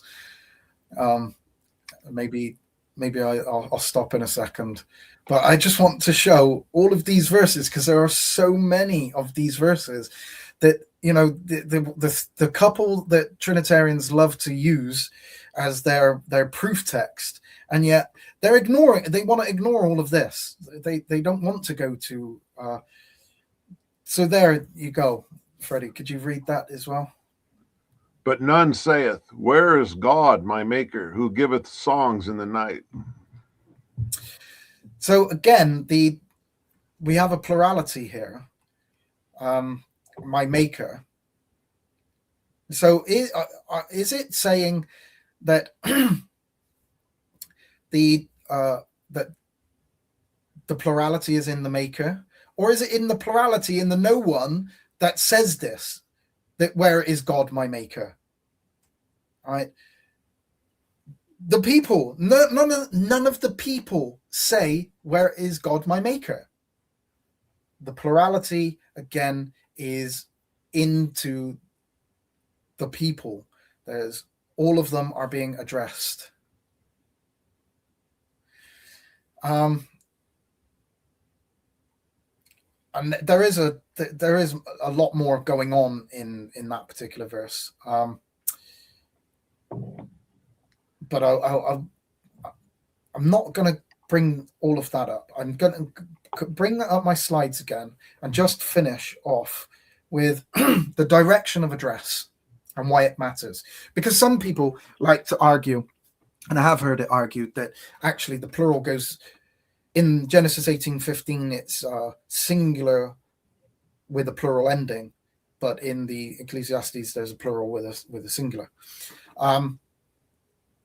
But the reason being is that they all address the same semantic principle, even though the morphology differs.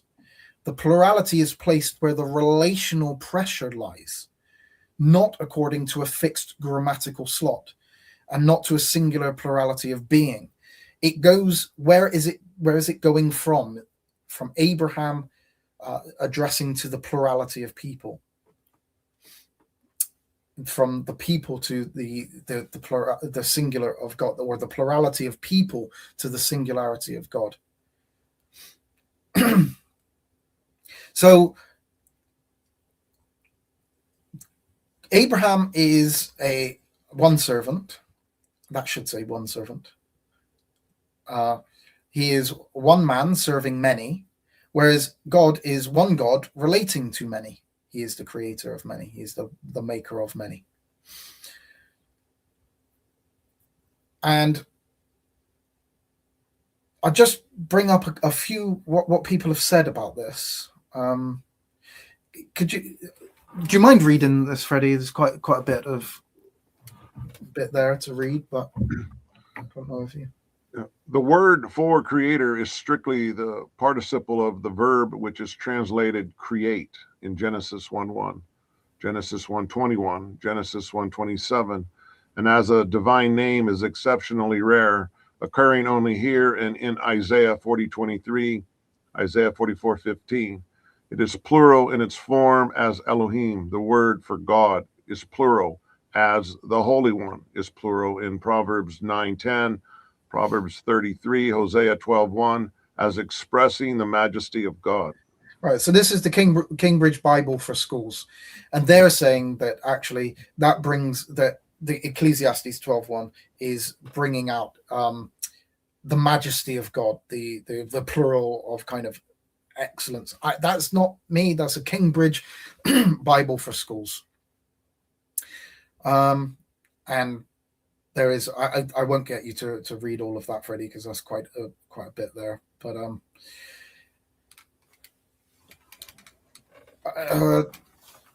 this is kind of some rabbinic writings of this, and it says that Solomon is addressing Israel. So again, it's not me that's just saying this.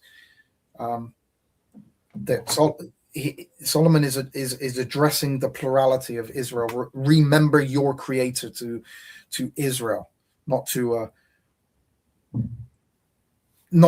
a singular, not the other way around, as in referencing God. And then it also says that so this is further rabbinic writings of the discussion moves fluidly between the singular language of the verse and statements about every person who passes through youth. So it's a reference to each person. And then also here we have remember your creator, as in Solomon saying to Israel, the people. And again, I won't get ready to read all of this, but on this is Gesenius again. He actually refers to this as pluralis excellentia, which is just means the plural of excellence. We must regard as doubtful a number of participles in the plural, which, being used as attributes of God, resemble pluralis excellentis. Thus, it might also be regarded as another instance, unless it be a numerical plural, their oppressors. But I won't go too much into that. The addressee is grammatically singular, but indefinite. The reference extends to each person. The plural participle reflects the scope of the relationship, not the number of subjects. And I'm going to finish there. I could go more, but I really don't feel like I've gone for 2 hours, and I have appreciated, man. This has gone longer than I kind of thought. But yeah, this is. Hopefully this has been useful and been informative, and doesn't show the necessity of reading the Trinitarian verse in that plurality, as Trinitarians obviously like to argue. I hope there was a lot in that, and I know that maybe that was kind of complicated, but I did really want to delve into that really specifically to point out what is happening with Trinitarians, what they're doing, but also how they're ignoring other places where this kind of plurality, is coming out in the Hebrew, but it isn't functioning in the way that they want it to function, and nobody else brings it out. Even in those verses that I showed, the singularity is being stated within the Greek, the Latin, the English. Moses, Abraham is not plural. Nobody's trying to argue that he's plural. So it's kind of it's showing that Trinitarians are ignoring all of that. But anyway, I will. I'm not finishing. Baz. I will allow you to. You did a great job, LJ, and I want to say that something like this is exceptional with regard to what we see on YouTube Wonderland with all the debates, and seeing Tony's comment, LJ's in the nuts and bolts. I look at that as a real positive kind of description, where what you did is you laid the foundation of really getting down into the nuts and bolts. It's kind of an American idiom about really getting down to every little iota and dot and crossing the T, and showing really what you did is the true definitions, the understanding, and letting the Trinitarians see it. And maybe they have eyes to see and ears to hear how you explain it scripturally, bringing out the definitions of what it truly means. Because otherwise, if they continue the way they see it, as I keep saying, they have three gods, and no matter what, you have three gods, not just three persons, because a person in and of itself cannot create unless that person is God. And they make the Son a creator, so he has to be God, and the Holy Spirit a creator, so it has to be God. So you have three gods that are creating. But I'll leave it at that. Good job. Yeah. I agree. It is, getting down into the, and I agree with, Tony, for him, John 17:3 is all he needs. And that's fine. And that's perfectly acceptable if you already accept, kind of the Unitarian God, and you don't need any further argumentation to prove it to you. That's, you know, not everybody needs it.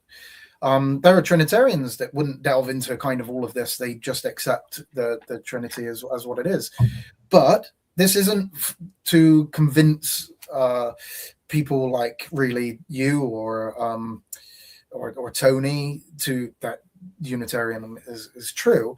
It's just really kind of trying to show the Unitarians' assertions kind of.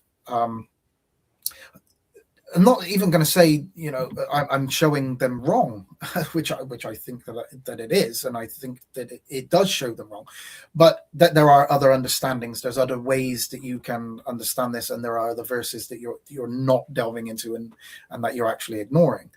But this is also to give Unitarians who are maybe not so confident in their position a little bit, and they see these kind of arguments and they don't really know how to respond to them, or they're not sure what the Trinitarian argument is, so it's not really to convince those that are already convinced. That's not the point of it. It's to delve in deep, to look at the Trinitarian arguments that are deeper, and you know, those maybe Trinitarians that I'm not going to convince Dr. Algarza, you know, and I do appreciate him being here. I don't know when he left, but I do appreciate that he even bothered to come here. And, you know, he's a studied person. I disagree with him massively, and certainly he uses some of those verses, and I disagree with them. I'm not going to convince Dr. Algarza that he is wrong, but there are Trinitarians out there that maybe are not as solidified within their theology, or they are, you know, trying to use these arguments but don't really understand the arguments that are presented, and don't know the opposite argument, so that at least they can say, okay, well, this is being used as a proof text to prove the Trinity, but does it really? It may not even convince them that the Trinity is not true. That's fine, but it might say, oh, okay, well, that verse or that passage doesn't prove it, so I won't use it. So I don't, you know, I don't go for debates. I've done that. I don't really enjoy debating. It's not the kind of thing for me. I'm not a debater. I much prefer kind of conversations. But yeah, I know that Trinity, you know, it is a popular thing at the moment to be off doing debates, and there are plenty of Unitarians out there that are better equipped and better at debating than me. I'm not really into debating. I'm into presenting information, accept it, reject it. That's all I've always say. It's very unlikely that I'm going to get back into any kind of real debate. I have thought about it, but I just don't feel comfortable in a debate scenario. It's not that I don't feel like my position is correct. I'm just not. You can be wrong and still be a really good debater and win a debate, even being wrong, because you're a better debater, and I'm not good at that. So I like to present the information for people, and that's all that I want to do. I like to give people that information, and I want to show them information that they may not have looked at. And if I can help some Unitarians who are, you know, maybe not so strong within their faith, and seeing these kind of arguments in the debates, because I don't feel like that actually a lot of the Unitarian debaters are addressing these types of verses, which they should be doing. I think that Unitarians should be pressing in on you. What I found is, and we should be doing it as well, is what I found is that Unitarians seem to be kind of just going into trying to prove kind of the Trinity wrong. They're not kind of trying to show their own position correct. That to me seems like something that the Unitarians should start doing. Start using more John 17:3 and actually explaining it, showing these types of verses how they can be understood in a Unitarian way rather than just going against the Trinitarian. So yes, I want to show the Trinitarian position wrong, but I also want to show that you can read these verses in a Unitarian way and that there is supporting evidence to read it in that way rather than in a Trinitarian way, because we can go to all of these other passages where that plurality does not denote a plurality of persons, doesn't denote a plurality in God. And so, yes, I fully understand that this is deep, it's long, and not for everyone, but it is useful for some people. And there are many other places you can go if you're already solidified to go and have a chat about the unity of or the Unitarian position.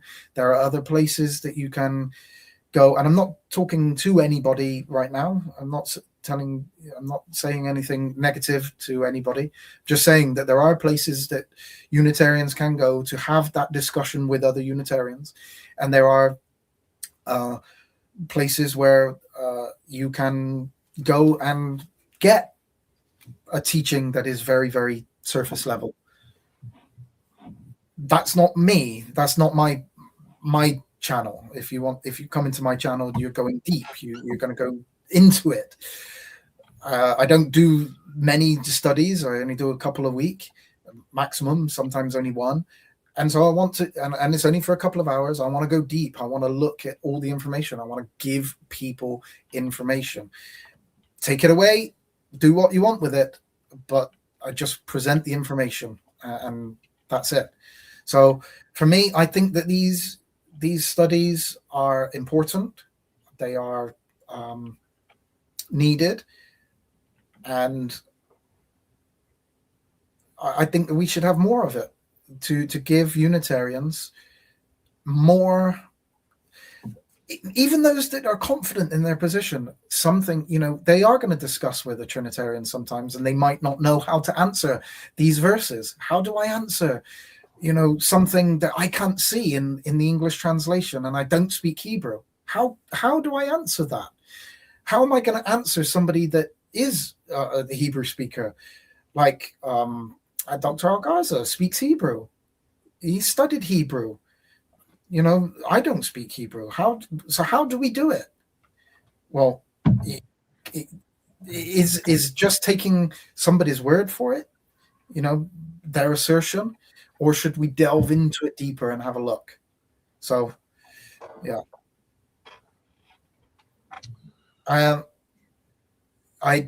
You obviously did not listen to my study. At no point did I say that the Lord God is plural, more than one person. Keep in mind who's saying it. He believes your tears that you cry is the Holy Spirit. Yeah, that was not my argument in any way, shape, or form. But anyway, I appreciate you being here, Freddie. Thank you very much for reading the scriptures for me.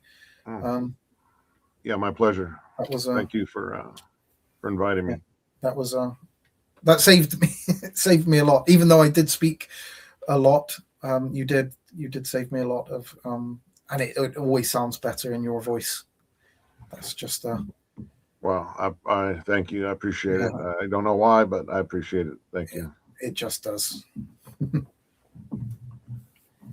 I have posted the link in the StreamYard, so in the chat. So if anybody does want to come up and talk about the particular topic that we've looked at, you're more than welcome to come up and discuss the particular points that we've brought up.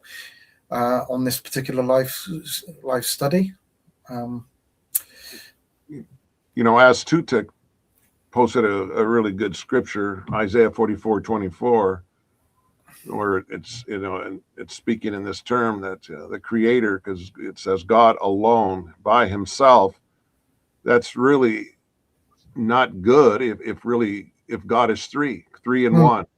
3 in 1. That means He wouldn't be by Himself and He wouldn't be alone. So that to me is a problem for the Trinities to actually say God is three, because you would have to have us and ours and not being alone and not being by yourself to make it work. And this is where, as I kind of really pointed out, and I have done in the last few studies, is that this is where you would expect the Hebrew to actually bring out a real plurality. So if you are talking about God and you want to make it that they, then bring out they, that they created, right? Not that's how you could bring out plurality if you wanted to bring out plurality, but they don't. It doesn't bring out plurality, and none of the translations bring out this. And so we got Baz coming up with a small mouse. So is that to chase my dog? Yeah. Hey, Baz. Nice. To those Trinitarians, it says, "I smell a dirty little rat."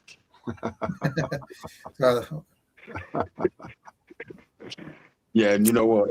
Yeah, you going in deep, man. That even it's I wouldn't say it's deep, but I would say you covering the basis of the plural, the singular, how things can be used. It's really important, because we do deal with people who are writing their own, let's say, books or understandings or theses or whatever they're writing, and people go about reading them and they take it on as gospel, because this person said that, and they've left the mainstream churches, mainstream faith, and now they're following another person. It's good that you're covering these bases, and it's good for even those people who are Unitarian. It's good for me, because it's a reminder. It's a reminder of, look, are you really looking at the word, or are you just surface glancing it? If you're surface glancing it, then you're going to get to a position where you're not fully understanding and getting the full nuance. It's I know not everybody eats chicken bones or bones, but for people like me who love eating meat, and you get to the steak and you're having a succulent piece of meat, and you get to the bone, and the bone is nice, and you're taking the marrow. It's just lovely. And that analogy is like when you, as you said, you don't do much studies, but the studies you do, you really get into the nuance, into the crevice, into the cracks, so that you can absorb and take different perspectives out of it, because we are being so hoodwinked with various teachings. So it's commendations. And the last point, which I want to bring out, is, I really appreciate that it's a reminder, something I knew, but it's something which I had forgotten over time. And it filters from God. It filters from God the Father, Jehovah. He uses you because He's the Father to His children. How can we use you in a plural way to Him when He's just one? So it's a wonderful reminder that it filters from Him, and He's able to call us you singularly or you plurally. So it's a lovely reminder. Thank you for that. Yeah, and I think that's one of the most important things about that, is that we have to remember that we are an individual and God is our creator, but we are a individual as part of a collective. And so God is the creator of you, Freddie, and all people. And so that is a really important thing to remember. I just think that if we remember that it goes that way, from the creator to the people, or to the creation, rather than from us back to God. And it's If too we often that, understand as I put in a post, we want to make God in our image, that. not keep him as the main architect or archetype of everything, and they would use that scripture saying that, how many times have we spoken to Trinitarians, and they've said that, well, there are three of us in one person, the spirit, the water, and whatever. And so likewise, just us in heaven is also on earth. No, God doesn't have a physical body. So how can we even equate that? Oh, well, he had a physical body in Jesus. Come on, man. Yeah, we'd like to, it's kind of like, almost like we make ourselves the center and put us onto God rather than the opposite way around. It's God to us rather than us to God. So yeah, he's my maker, he's your maker, he's your husband, he's my husband in that sense, so because in the sense of for Israel, they were individually married to God, but he was married to the people in a collective. So it was that way to that. Hey, Jeremiah. Hey, Gavin and Jeremiah. Oh my gosh, I love you, Gavin. Oh no, let's not change trajectory. Freddie, Baz, LJ, I'm in the mood tonight. As long as I don't have to smell a dirty rat, then we're okay. Tread very carefully, LJ. I'm feeling sensitive and I'm in the mood. Is your voice not sore, LJ? It is a little bit, yeah. That's why I keep going off to have a drink. And why can Freddie read scriptures, but you never say, Gavin, can you read? Because Freddie is the scripture reader. Oh, he's the scripture. Oh, so you the one, and he's the scripture reader, and there's no space for anyone else in this little Trinity. Well, that would be a binary, and Freddie is he is the voice. I'm afraid. Oh, Freddie is the voice. No, he's the word. He's the word, the intent. Oh, you guys love each other. I had such a fantastic show. Then he ended off with your song. Ruined the entire show. Just say, is that Josh? My friend Josh. I don't know. He says it's Josh. Hopefully that's a good friend of mine. LJ, you've only got one friend, and that's Freddie. Don't pretend you've got friends all over the world, please. Well, actually, Josh is. If it is Josh, yes, it is. He's from England, so he's not from all. Although he is actually away, and I'm not going to give away locations, but he's away at the moment. So, and just going back to the other point as well, as those who are fathers in on the panel, and also in the conversation box, whether it is in the chat, when you have multiple children and you address them as you guys, you are my children, or I would gather all my three together and say you. I'm not. It's similar to how you wonderfully said, God does address his children. And I think sometimes when we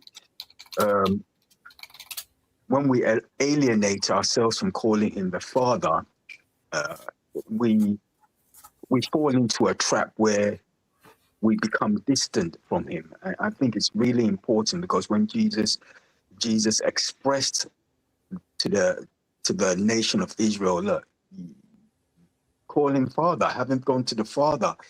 He seldomly, as I think most people would agree, he seldomly would even use the word Jehovah, unless he was referring to the old canon, either the Septuagint, but some people will fight me to death, even though they use the Septuagint today instead of the Masoretic. So you don't have to say that. I did not use the Septuagint as authoritative. But it's interesting how Jesus using the Father, the Hebrew, the Israelites would understand exactly that he was speaking about one God. He wasn't speaking about a multi-duplicated, schizophrenic, multi-charactered. Well, God the Father is multi-charactered because he's got, he's got many beautiful facets to him. But he wasn't speaking about someone else, including himself. So it's pertinent, necessary that you do have, shows like this, and Freddie has shows like what he has to just reinforce, not necessarily to Trinitarians. I think sometimes we're too focused on Trinitarians. What we need to be focusing is, as an IT trainer, one thing I know is you first alienate those who are perhaps not too sure. No, you not alienate, you grab those people who want to know about the product. They then pass it on to those who are not too sure. So we want to deal with those people who are not too sure, because for the simple fact is they don't have any what's the word, allegiance, or any way they're swinging. They just, I want to know God. Is God a singular person? Is God a multiple person?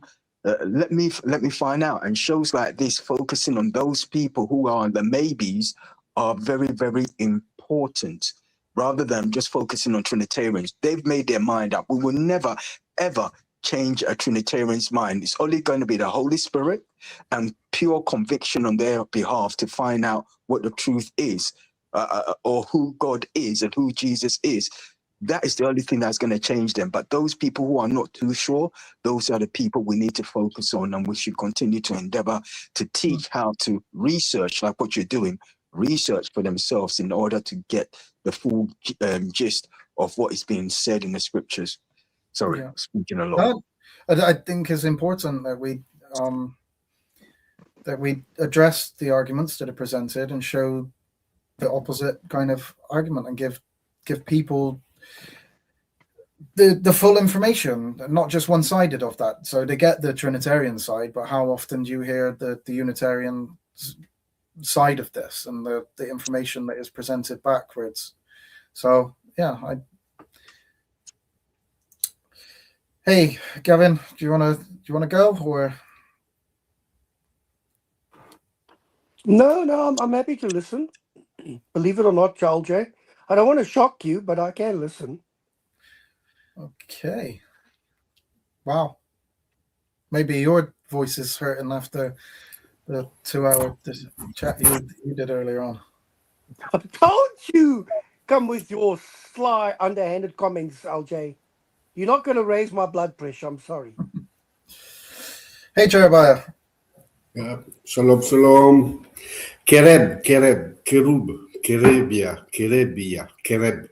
You know Kereb, Kerubim? Kerub, yeah? It's a K.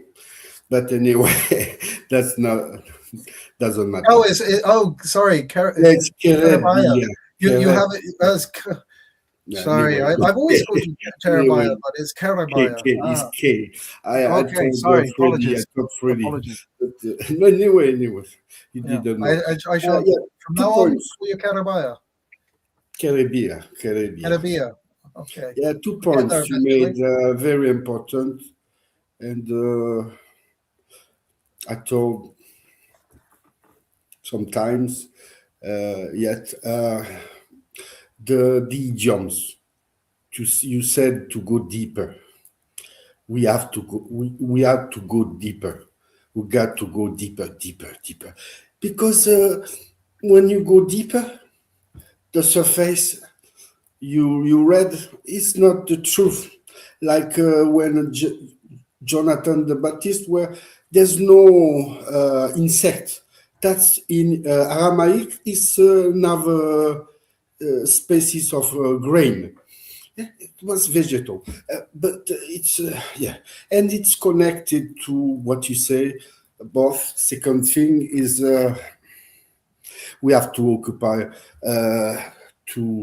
if we want to make one spirit, we got to occupy ourselves of us Unitarian, of I said monotheist, Christian monotheist.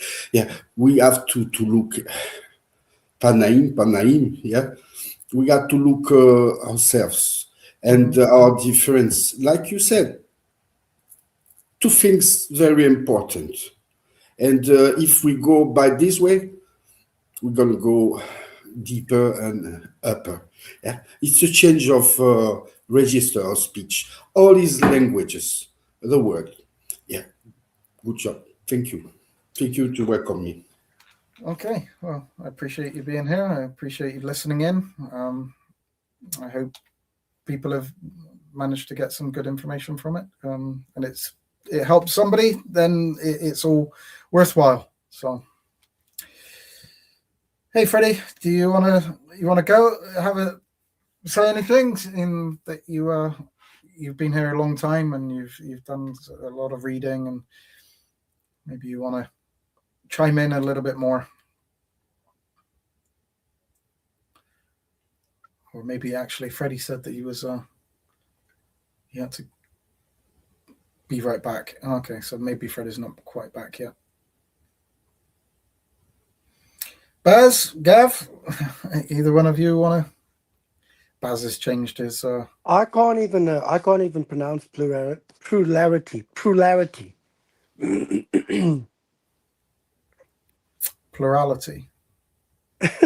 can't even do it. Plurality. Plurality.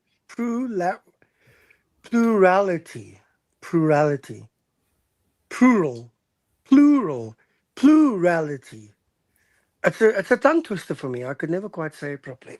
And yet you seemed okay with click language earlier on. So you can't speak English, but you can speak click language. That's good. Well done. Oh, you've got such a dark sense of humor. Do you know that? Mm-hmm. Very, very dark, very dry. I do get told that quite often. Does your girlfriend tell you that? It depends which one you're talking about. How many girlfriends have you got? That would be telling.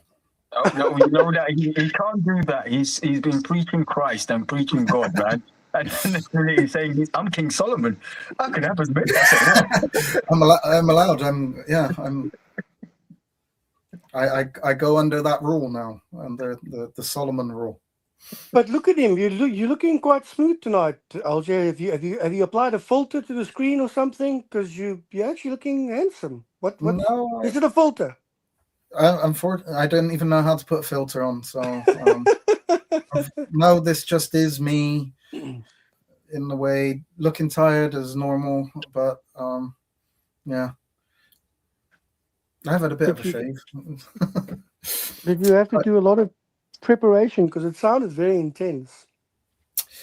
Well, it takes the writings are done. You know, most of the writings are done. Most of the studies I do I do kind of go in and read them and make sure that I've kind of addressed everything that I want to do. And sometimes I do add new things. I didn't really today because I knew that it was already going to be quite long with the information that I wanted to present. And I have looked at these in depth, so I have kind of already studied these deeper than kind of some of the other studies that I've done. It's the creating of all of the slides that is the hardest part. I mean, I used to do them all physically. Now I can just type it, copy and paste into ChatGPT, and it'll create the slide for me. So sometimes the slides are not accurately done the way that I would like them to do, but it is just a lot easier and quicker for me to put it in. And sometimes I have to just deal with the slide that it creates because I haven't got time, because I'm busy the other time. So I create all the slides today, knowing that I have to do the presentation tonight. So I created all of those today, but those will be available next time if I ever do go through the study. But yeah, it takes a while, but the study is the long part. It's the study that is long. I'm always aware that it's just one person talking, one person study. There's a lot of people here that are used to going in and discussing and just sitting and listening to one person talk for 2 hours is a long time. So I always appreciate people being here, but I'm also always aware of that time, and I don't want to take up so much. But I also have a lot of information that I want to present, and so sometimes I'm presenting and I'm thinking to myself, is there anything that I could leave out that maybe I don't really need to present right now?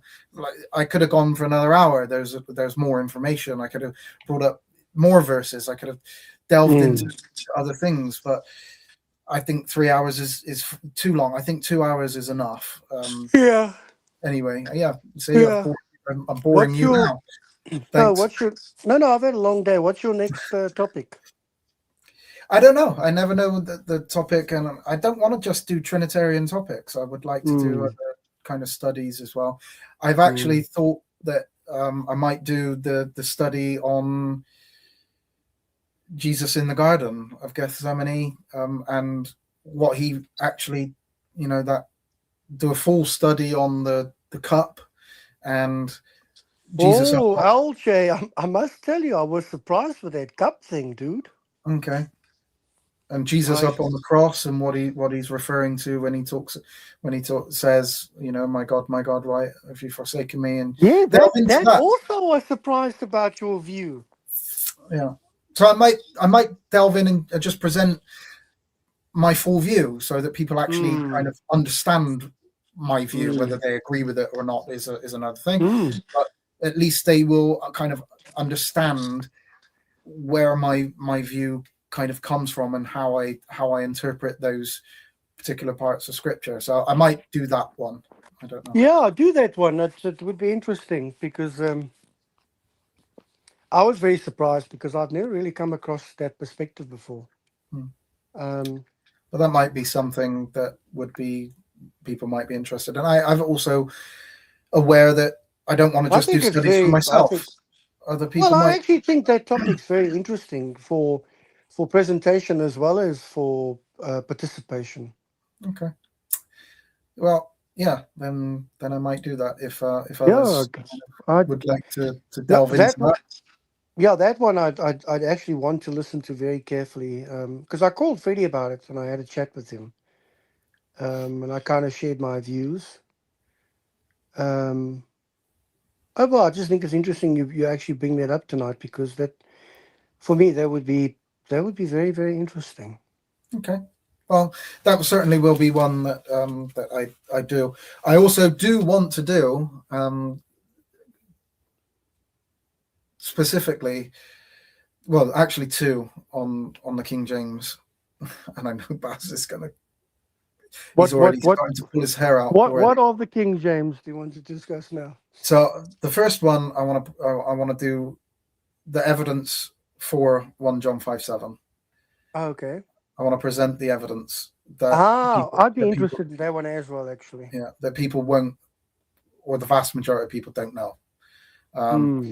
And I also want to just do an open discussion on answering, like just have anybody, I don't care, just have anybody come up and ask me questions about the King James, about the origination and any kind of pushbacks that they would have about the King James and why they don't like it, and any verses that they feel like are translated wrong, any kind of. So yeah, I just like to do kind of an open discussion about the King James, the origination of it, how the Textus Receptus came about, where they feel like where it's wrong. Yeah. Can I ask you a question actually while you mention it? Sorry, Baz? I'm saying the whole of King James is wrong. Have you considered Proverbs 16? Ding. I think it's 28. Oh no, it's not the right show. I don't want to be told off. Let's stick to what it's all about. Baz, get out. Right, I Baz have a is question gone. for you, LJ. No, Baz is back.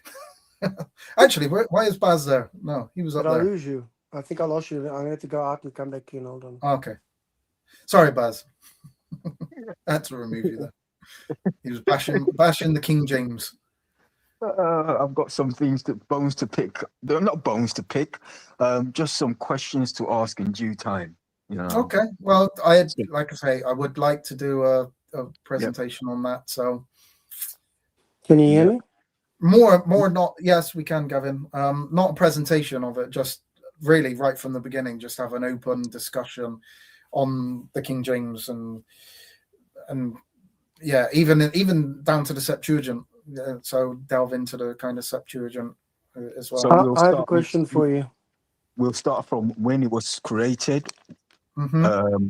Who What, created the Septuagint or the King James? Septuagint's fine. Septuagint is fine. Just King James, yeah. It's just the King James we need to worry about. And we could discuss King James and his homosexuality and his witchcraft and all of that kind of stuff. Stop talking about Gavin like that.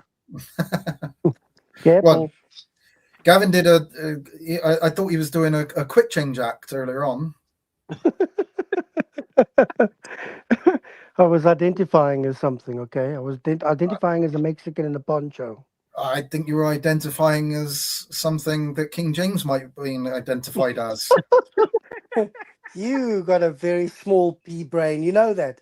Mm-hmm. I have a question for you because when me and Freddie were reading from 1 Corinthians 13, King James displays or presents agape as charity. Do you have any comments on that? So charity, yeah. So I think charity was a very important word there in why the King James uses charity there. I won't give too much away. I don't want to give it away. I want to delve into that. What do you want to talk about? You want to talk more about plurality? Well, you can't even talk about plurality. That's been beaten to death. I mean, moving on. Are you saying you close to any other discussion?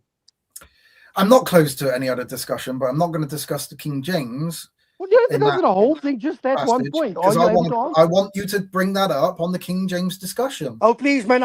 Listen, that's a point of interest now because it's relevant. When it comes to King James, I'll take a look because I've got like a million things I would want to ask you if you're open for discussion. But not now. It's just a small point. Are you, dear Lord LJ the King, are you able to answer the question? As long as you phrase it in a Trinitarian way. Why is that the Trinitarian believe that King James plurality? You've got it, but well done, Baz. Thank you very much for. Oh my goodness, you're such a stickler. You sicken me, Freddie. Control your friend, please. I have no power over anyone. Well, he looks up to you like his big brother, so you can counsel him. No, never mind. Oh, Freddie, Anyway, man up, Freddie. Charity is an important word in that passage because actually that passage is an important, really important passage in the Bible because Paul. Sorry, Buzz, but Paul is using kind of hyperbolic language in the whole passage. Hydro what? Hyperbolic language. Oh, hyperbolic. Oh, okay. Hyperbolic language. Yeah. Hyperbole. Okay. Hyperbole. Yeah. He's using a lot of hyperbole in order to. You mean hyperbole, you dumb. It's hyperbole. No, it's hyperbolic language. No, I know. I'm joking. It's hyperbole, not hyperbole. Yes, carry on. I'm listening. In order to bring out the importance of what he's talking about is charity, which he defines really as love between Christian and Christian. It's like a Christian love or a Christian's love of others rather than kind of just love in general. So he brings out and he asks like these rhetorical questions.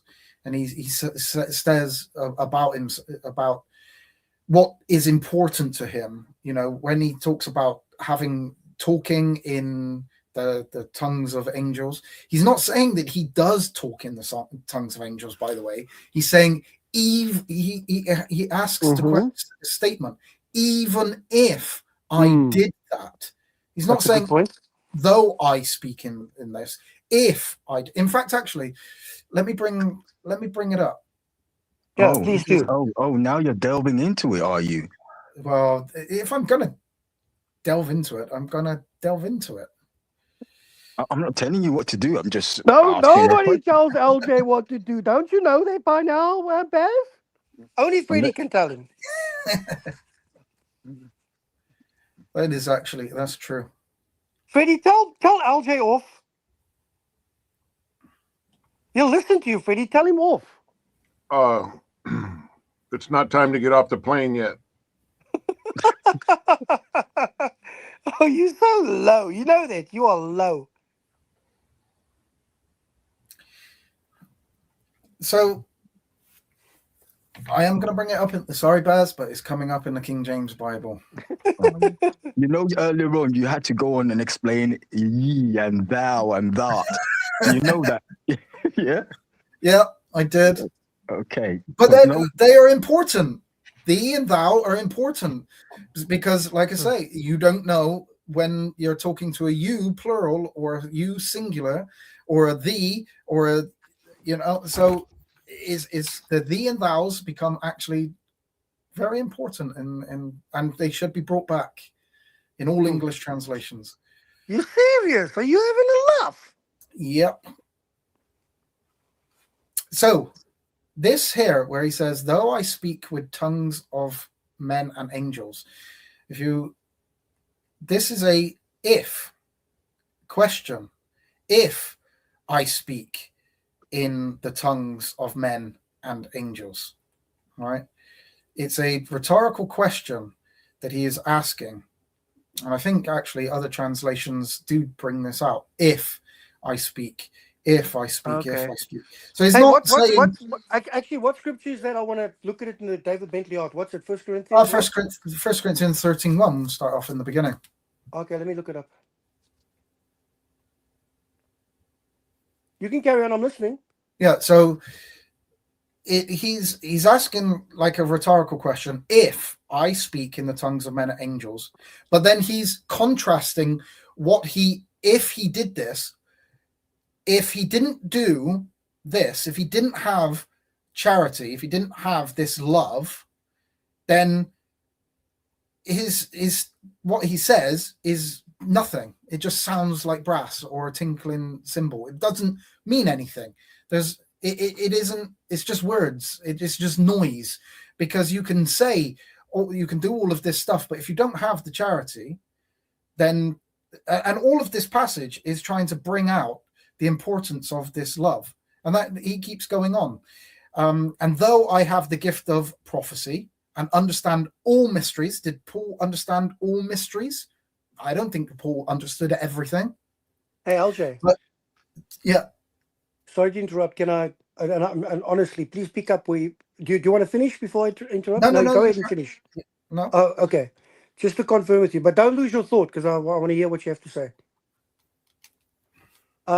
David Bentley Hart says, "If I speak in the tongues of human beings." Mm-hmm.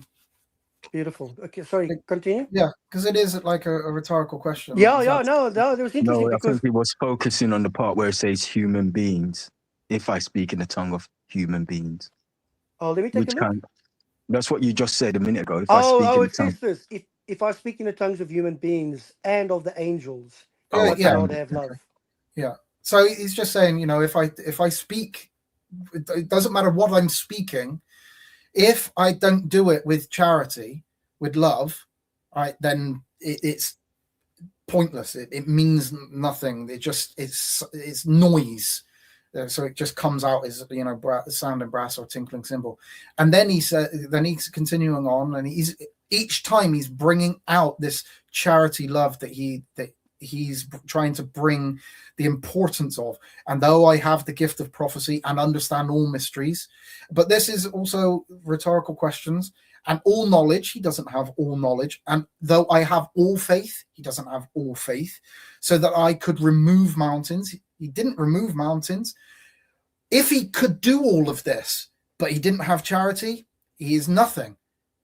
I could move a mountain, but if I don't have charity, then it's nothing. I am nothing. I am a nothing person. Oh, is that why you say it's hyperbolic? Because the hyperbole is for because he's all.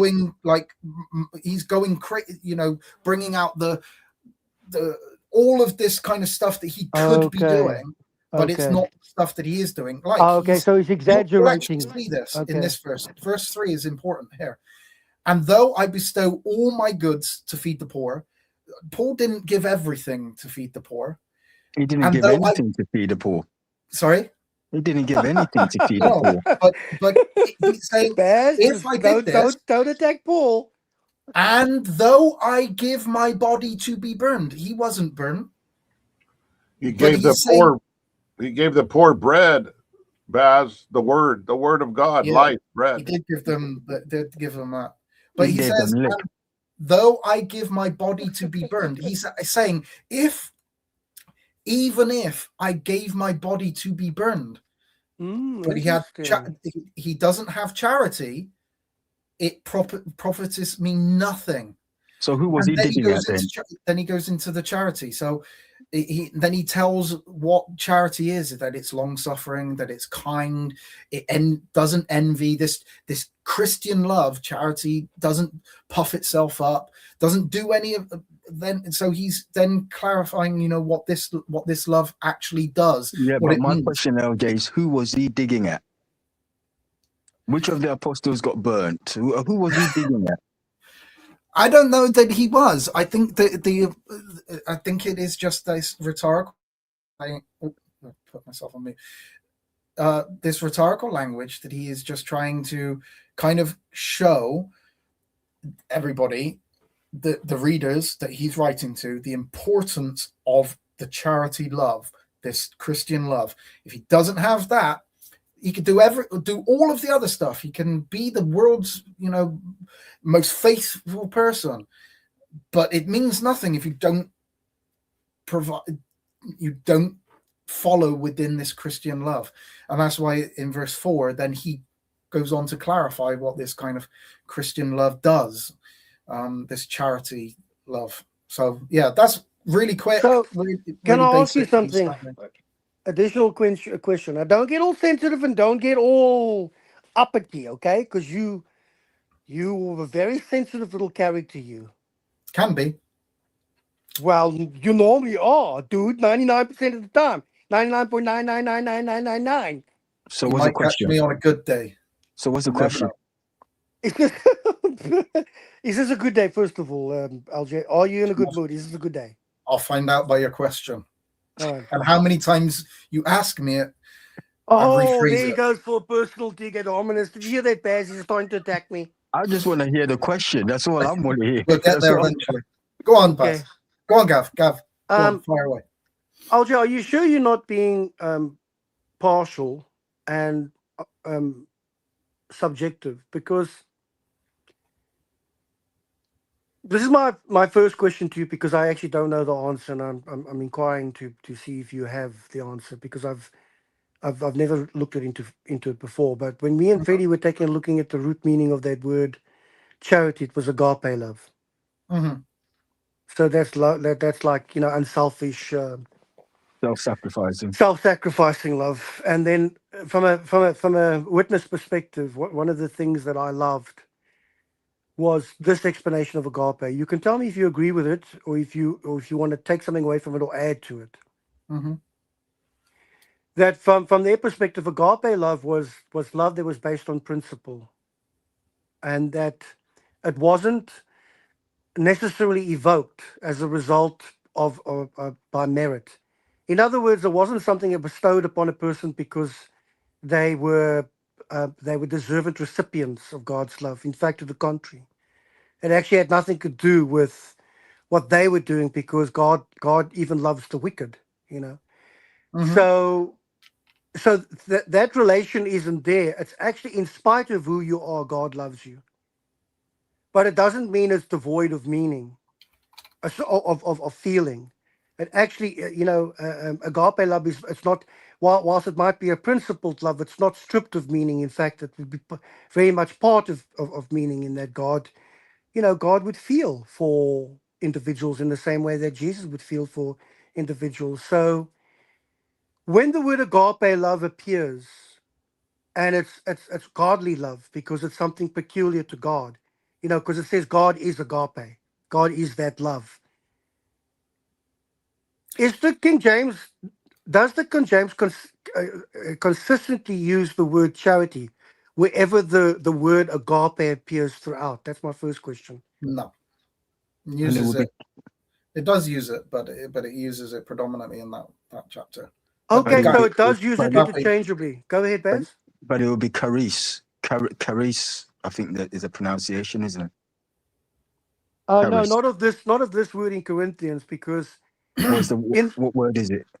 it's agape. So charity, the King James translates agape as charity in 1 Corinthians 13, No, but it what's the doesn't do Greek? that consistently throughout the New Testament. What is the Greek, LJ? What is the Greek word for it? Yeah, agape love. That's So what's the difference between the charity, which is charis? I think it's charis, and then the agape. Let me go back and check this out. I don't know. There's two. You mean? Yeah, He's talking about charisma, but it has a different root meaning. No, not But charisma. But go ahead. I'll come back. Go ahead. Sorry, guys. Yeah, because there's also filio love. Yes. Now, again, there I want to mention to you. Actually, could we look at that, please, LJ? Because I'm glad you answered that, because now I know that it's not consistently throughout. It's particular to 1 Corinthians 13. But one of the scriptures me and Freddie was reading, I wonder if we can look it up. It's where there's the interchange between Jesus and Peter, where Jesus says to him 3 times, yeah, where he says, Are you aware of the nuances there? And if you are, could you explain them to us, please? Because I want to ask you another personal question. Yeah, so he does use filio twice, and then he uses agape love. Can we look at that, please? Because I don't think everyone's familiar with that. I would disagree with your kind of conclusion on it. No, that's why I'm deeply interested in your perspective. But before you do that, because look, you're acutely aware of it, but not everyone is. Do you mind if we read that and explain it as you go through, in terms of the difference of the words? Because that's, for me, that's one of the most beautiful things written in the Bible.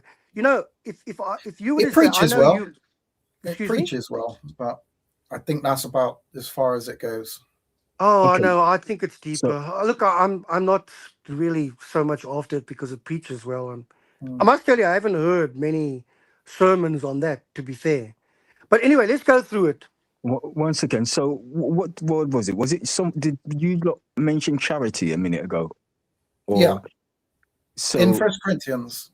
Charity. So charis is the Greek word that is used for charity, for favor, grace, kindness.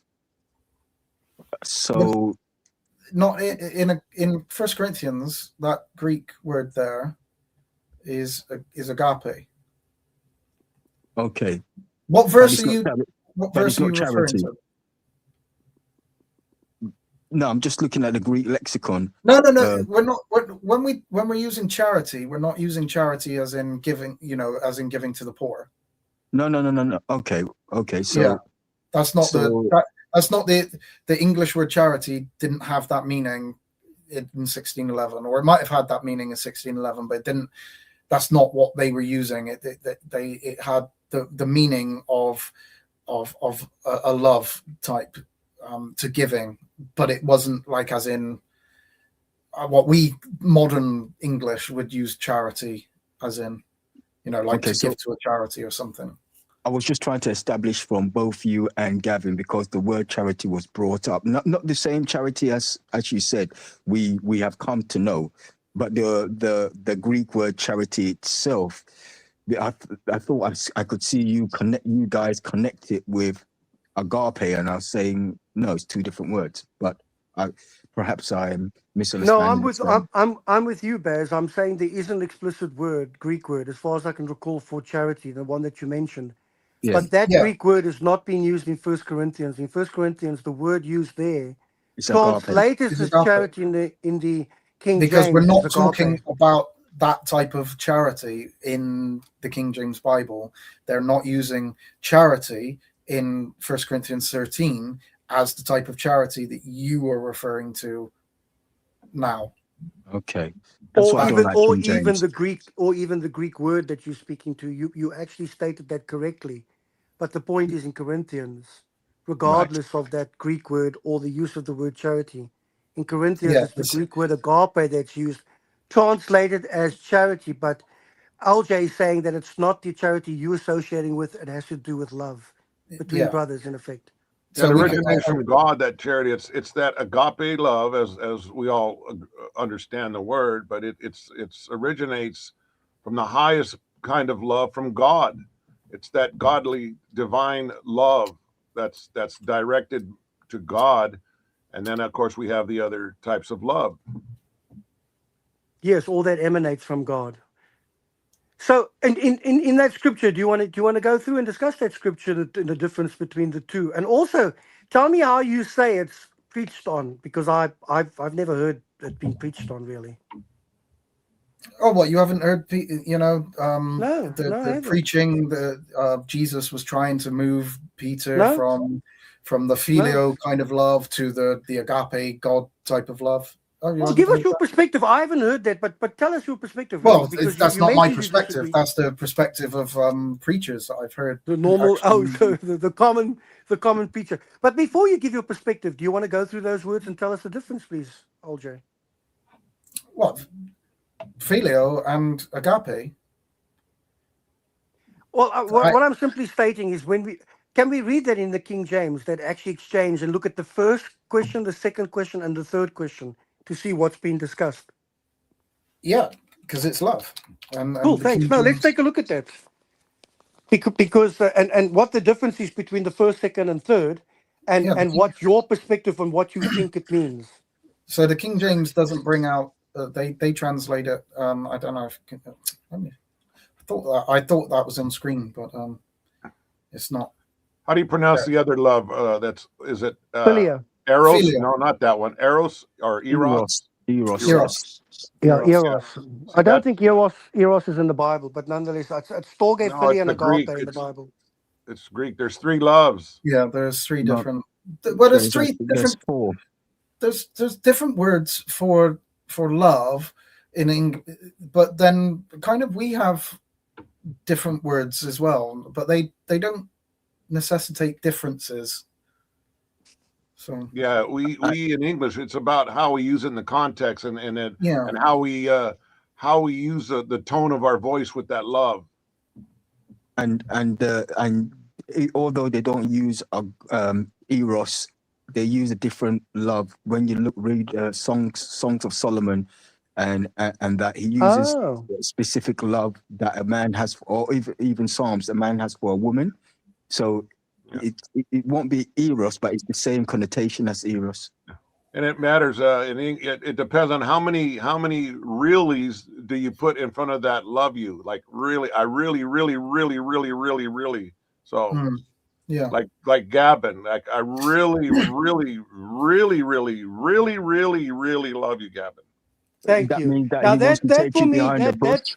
I don't think you've got enough reallys in front. Gavin doesn't think you've got enough. Listen, LJ, let me tell you what the difference between me and you is. Freddie loves you. No, Freddie loves you, LJ. But when it comes to me, he really, really, really, really, really loves me. That's the difference. Sorry, LJ. Sorry. I thought that you were going to say the difference between us is that I can say plurality and you can't, but never mind. We'll go with your version of events. You can actually. And you know the crazy thing is, if you really, really, really, really, really, really, really love somebody, you begin to love them after a while. Yeah, I think that's where it probably is. My goodness, you people are so jaded. The only ones who know true love is me and Freddie. Yeah, I love my bottle of Hennessy as well. Yeah, but just like within the God to creation, I think it goes that way, Gavin to Freddie. That's the way that the love goes. I think it flows from Gavin to Freddie. Whether it flows the other way around, I'm not too sure. Well, LJ, are you slow? Did you just not hear the declaration from Freddie that he really, really, really, really, really loves me? Yeah. Oh, LJ, don't be Joel. Don't be well, I Joel. I can hear Freddie loves me. sarcasm a mile away, Gavin. You also see that word agape is quite a selfless love. I think Yeah, that's what that's what it kind of is there, Baz. You know, it's a selfless love of that Christian love that should be selfless. As Paul then goes on and says, you know, for this love, this doesn't do this, it doesn't puff itself up, it isn't haughty, it isn't, you know, all of these types of thing. So Paul kind of really tries to bring this out. I think you're right on that. and I think writing to the Corinthians, because they were quite affluent, opulent, and selfish individuals in especially in Corinth, that this letter would have should have sparked an endearment, love into them for each other, so that he could hammer it down and nail it down that, look, stop being greedy, stop being selfish. Because I think that scripture where he talks about breaking bread, and he said, so it's being reported that some of you, you know, when it comes to the Lord's meal, you would come and eat all the food and all of that, and come in your drunken state, and you'll leave nothing for the poor. So this agape love would have been really dedicated to them with regards to how they conducted themselves during that period of time. Exactly. That is really important. Yeah. Why do you always agree with Baz and then congratulate him and say you're right, but you never ever do we that don't with me? agree all What's the the time, man. problem, LJ? What's the problem? Yeah. So LJ, I got to go sleeping. Yeah, it's more or less 1 a.m. You know, in France. So what better example for agape? Yeshua said, "Greater love had no man than this, that a man lay down his life for his friend." Yeah. Amen. Yeah. Amen. Yeah. So yeah, Amen. you know, the 6 first on the 10 is love God, and the 4 is to love your brother. What's your brother? That's the in faith. Yeah, doctrine. Yeah, yeah. So yeah. So yeah. I was glad to see you, and I will so much happy to go and, like AJ said tonight, deeper and the words, and yeah, this would be very fruitful for among us. Now it's time. Yeah. Thank you so much from France. Yeah. Sleep well. Thank you. Au revoir. Thank you so much. See you Well, later, Shemaiah. I appreciate being here. Yeah. Thank you. Thank you. Yeah. Appreciate you. Thank you for Yeah. coming up and Shalom Aleichem. and being here and listening for 3 Thank you. hours. So appreciate it. Thank you. Thank you. Good night. Okay. Right. What do we want to do? We were looking at John 21. Is that Gavin? I think Have I switched everybody off? He's had Gavin an there? accident with a. Oh, he's with a gone. bottle. Gavin's He's gone. on. Oh, he's back. He's back. Right, It's you're like a going to read bad that, smell. LJ. Go ahead. Oh, I'm not the reader. We have somebody much better I'll to read read. it. Do you want me to read it?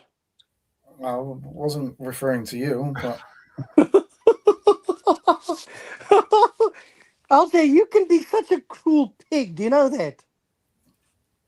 He's been again, called I've been worse. told. Been told. But I'm going to go with Freddie every time. So Oh, please. Freddie, baby, go ahead and read it. So when Jesus, I'm sorry, right at the 15, right? yeah, I think You got to get all 3 questions in. yeah, where are we? Yeah, 15 to down to kind of 16, I think. 17. So when they had dined, Jesus saith to Simon Peter, Simon, son of Jonas, lovest thou me more than these? He saith unto him, Yea, Lord, thou knowest that I love thee. He saith unto him, Feed my lambs. He saith to him again the second time, Simon, son of Jonas, lovest thou me? He saith unto him, Yea, Lord, thou knowest that I love thee. He saith unto him, Feed my sheep. He saith unto him the third time, Simon, son of Jonas, lovest thou me? Peter was grieved because he said unto him the third time, Lovest thou me? And he said unto him, Lord, thou knowest all things, thou knowest that I love thee. Jesus saith unto him, Feed my sheep. So obviously we know that Jesus asks the question 3 times, and we know that this is Jesus also reconciling Peter for the 3 times that Peter rejected Jesus. So Jesus is in front of the disciples, kind of giving Peter those 3 opportunities to reconcile himself against the 3 times that he rejected him. But what's your point regarding the first 2, which would be filio, and then the third time would be agape? What is that you kind of understand this? Because obviously the English just says love, so it doesn't recognize the Greek here as a different kind of thing. It's just using love. So my personal question to you would be, given that we would both agree that if we look at the 3 questions, Jesus says, Do you agape me? Peter says, I philia you. Then Jesus says, Do you agape me? Peter says, Yes, I do philia you. Then Jesus switches and says, Do you philia me? And then Peter says, Yes, I do philia you. Now, my question to you is, what do you think the reason is for Jesus switching from agape to philia, from the highest form of godly love to brotherly love? What did you say? So my first question to you would be, did Jesus speak Greek to Peter? Well, the thing is this, we don't know, because what I would assume is that if Paul has been explicit about putting the differences in these words, it's for a good reason. It's to indicate that there is, certainly from our reader's perspective, there is a definite difference in the 2 types of loves being spoken. So yes, I do think that in what was conveyed, I think Jesus had something in mind that was conveyed, if we're going to be all in, through Holy Spirit to help us to differentiate the difference. Does that answer your question?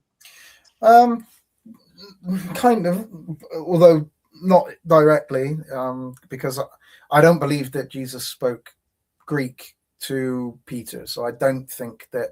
Oh, are you saying that you feel that he spoke exclusively Aramaic? I would have, no, I believe he spoke Hebrew. So I believe that he spoke, but even if we said Aramaic, that there isn't that nuance there which the Greek has. So I would say that Peter is not going to recognize this. So would you go so far? Would you go so far as to say that there would be nothing discernible in the way that Jesus spoke to Peter to indicate any differentiation between the 2 loves? Well, the thing is that filio and agape love are used interchangeably throughout the Bible, throughout the New Testament. Do you think by mistake or deliberately? See, this is why I'm pressing you on deliberately. it. Do you think it's just incidental, or do you think it's actually deliberately through Holy Spirit that God wants to convey something to us thousands of years later? Right. So there are, I would say that within the Greek, because and what I would say is we're now making an argument that we have to go back to the Greek. We're not talking about the original language of Peter and Jesus. We're talking about a translation written by John into Greek.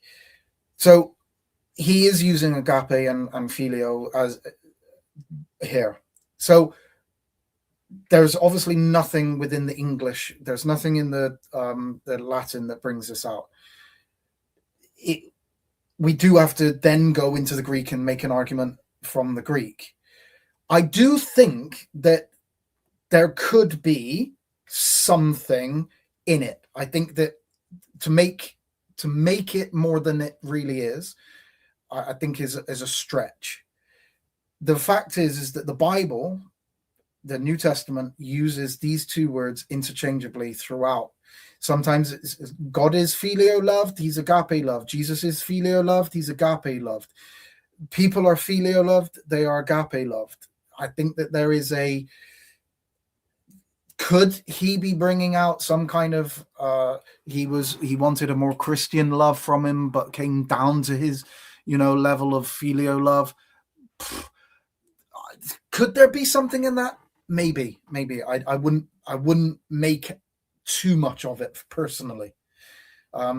If these words were used completely separately, then I would say there could be a lot in it, a lot more in that. I'm not too sure that I would read too much into it. I do. There is a difference. That Jesus does use agape, and then he changes to filio, while Peter only uses filio. So, is there something that possibly would I make a whole sermon on this, as some people do? How Jesus wanted to bring Peter down, up to his kind of level, but then he meets us where we are. This is kind of the preaching that I hear, that I've heard on this, but I'm not sure. I don't think I would do that. I think it might be pushing it a bit too much, but yes, there is agape, there is filio. I think what you're missing out is that if it's not your claim, but if the claim is that he spoke Hebrew, he would have used the different echelons of love within Hebrew, whether it's Ab, Ches, or Dod, or what he would have used the same different enunciation, that's the wrong word, iterations of that Hebrew word. But then as John understood it in Hebrew, he broke it down for those in Greek, because there's not just one word in Hebrew that defines love. Because I hope I'm making sense. Yeah, no, you are, and I'm not massive. I don't study the Hebrew as much, so I suppose we would need to really bring up or go deeper in and look at the kind of the Hebrew words for this. We have for instance love that cares, rachem. Rachem, it can be a mother. Isaiah chapter 49 and verse 15 talks about the mother how can a mother forget her baby or something like that, with the love which the mother has for a child will be rachem. Or if you're talking about love that celebrates, it's dod. I'm pronouncing it, but that's in Songs of Solomon, chapter 1 and verse 2. If you're talking about love the covenant, it'd be chesed, which is Psalms, one last one, Psalms chapter 136 and verse 1. And if you're talking about love that commits, you'll have Ahav or Ahav. All right, so that's just breaking down that Jesus would have perhaps used those multiple loves to express exactly what he's saying. But because John was speaking to the Greek and the diaspora, he translated it to those three different ones so that they could understand it exactly, because not all of them would understand the Hebrew. Can I offer an alternative understanding? Brilliant. Of the reason why it could be possible that Jesus uses agape and then comes down to filio. If we want to say, kind of pushing agape love as kind of a higher type of love, even though filio love is used of God to the Son, he does use that.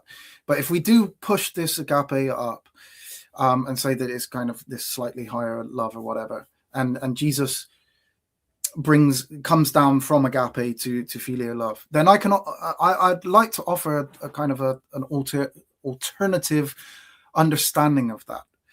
Go ahead. So Peter he's obviously talking to Peter, and he's asking him 3 times this love, and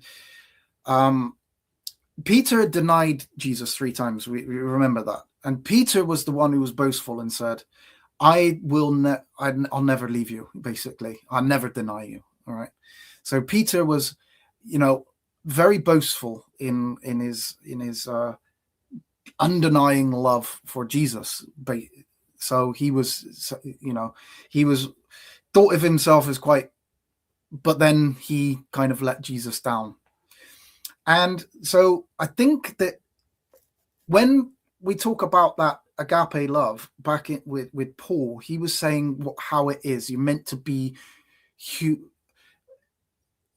humble in a way. And I think that what Jesus is saying, he's asking, he could be asking, and I'm not saying that this is the way, but this could be a way that he is doing. He's asking Peter, do you still have this highness of yourself? Do you agape love me after you've rejected me and stuff? Do you agape love me? And he's like, no.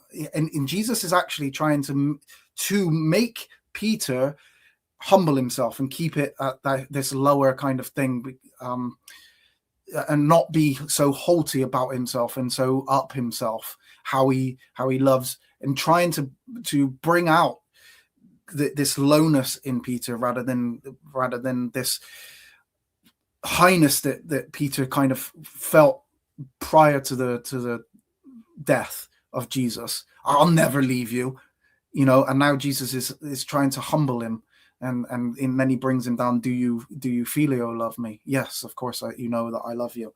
I don't know, that maybe there's something in that rather than the opposite way round. Could he be doing it to humble Peter rather than to? But you just said that would Jesus be speaking to Peter? Because initially, that's why I went to the Hebrew. You were saying, do you think that Jesus was speaking to Peter in Greek?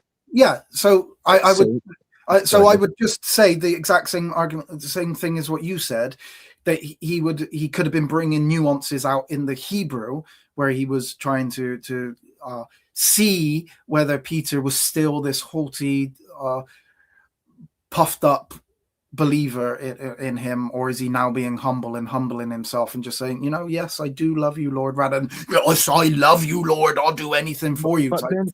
But then flip it around, El, because if I'm not mistaken, Peter was feeling very, very sad and sorrowful. Of course. That's why Jesus went to see him first. So perhaps Jesus was igniting that love back up in Peter again because of how he was feeling low down. Yeah. And like I say, I think that there are 2 ways you could understand that. Could he be trying to bring Peter up, or is he trying to show? Is he trying to figure out now whether Peter is going to be so bold about his proclamations to Jesus, or is he going to humble himself in front of him now? And Jesus is each time still, tells Peter that, I love you, and I want you to do this for me. So, but I don't want you to be boastful about it. I don't want you to be the big I am person. I want you to humble yourself, and I want you to do this out of, your humbleness, not your haughtiness.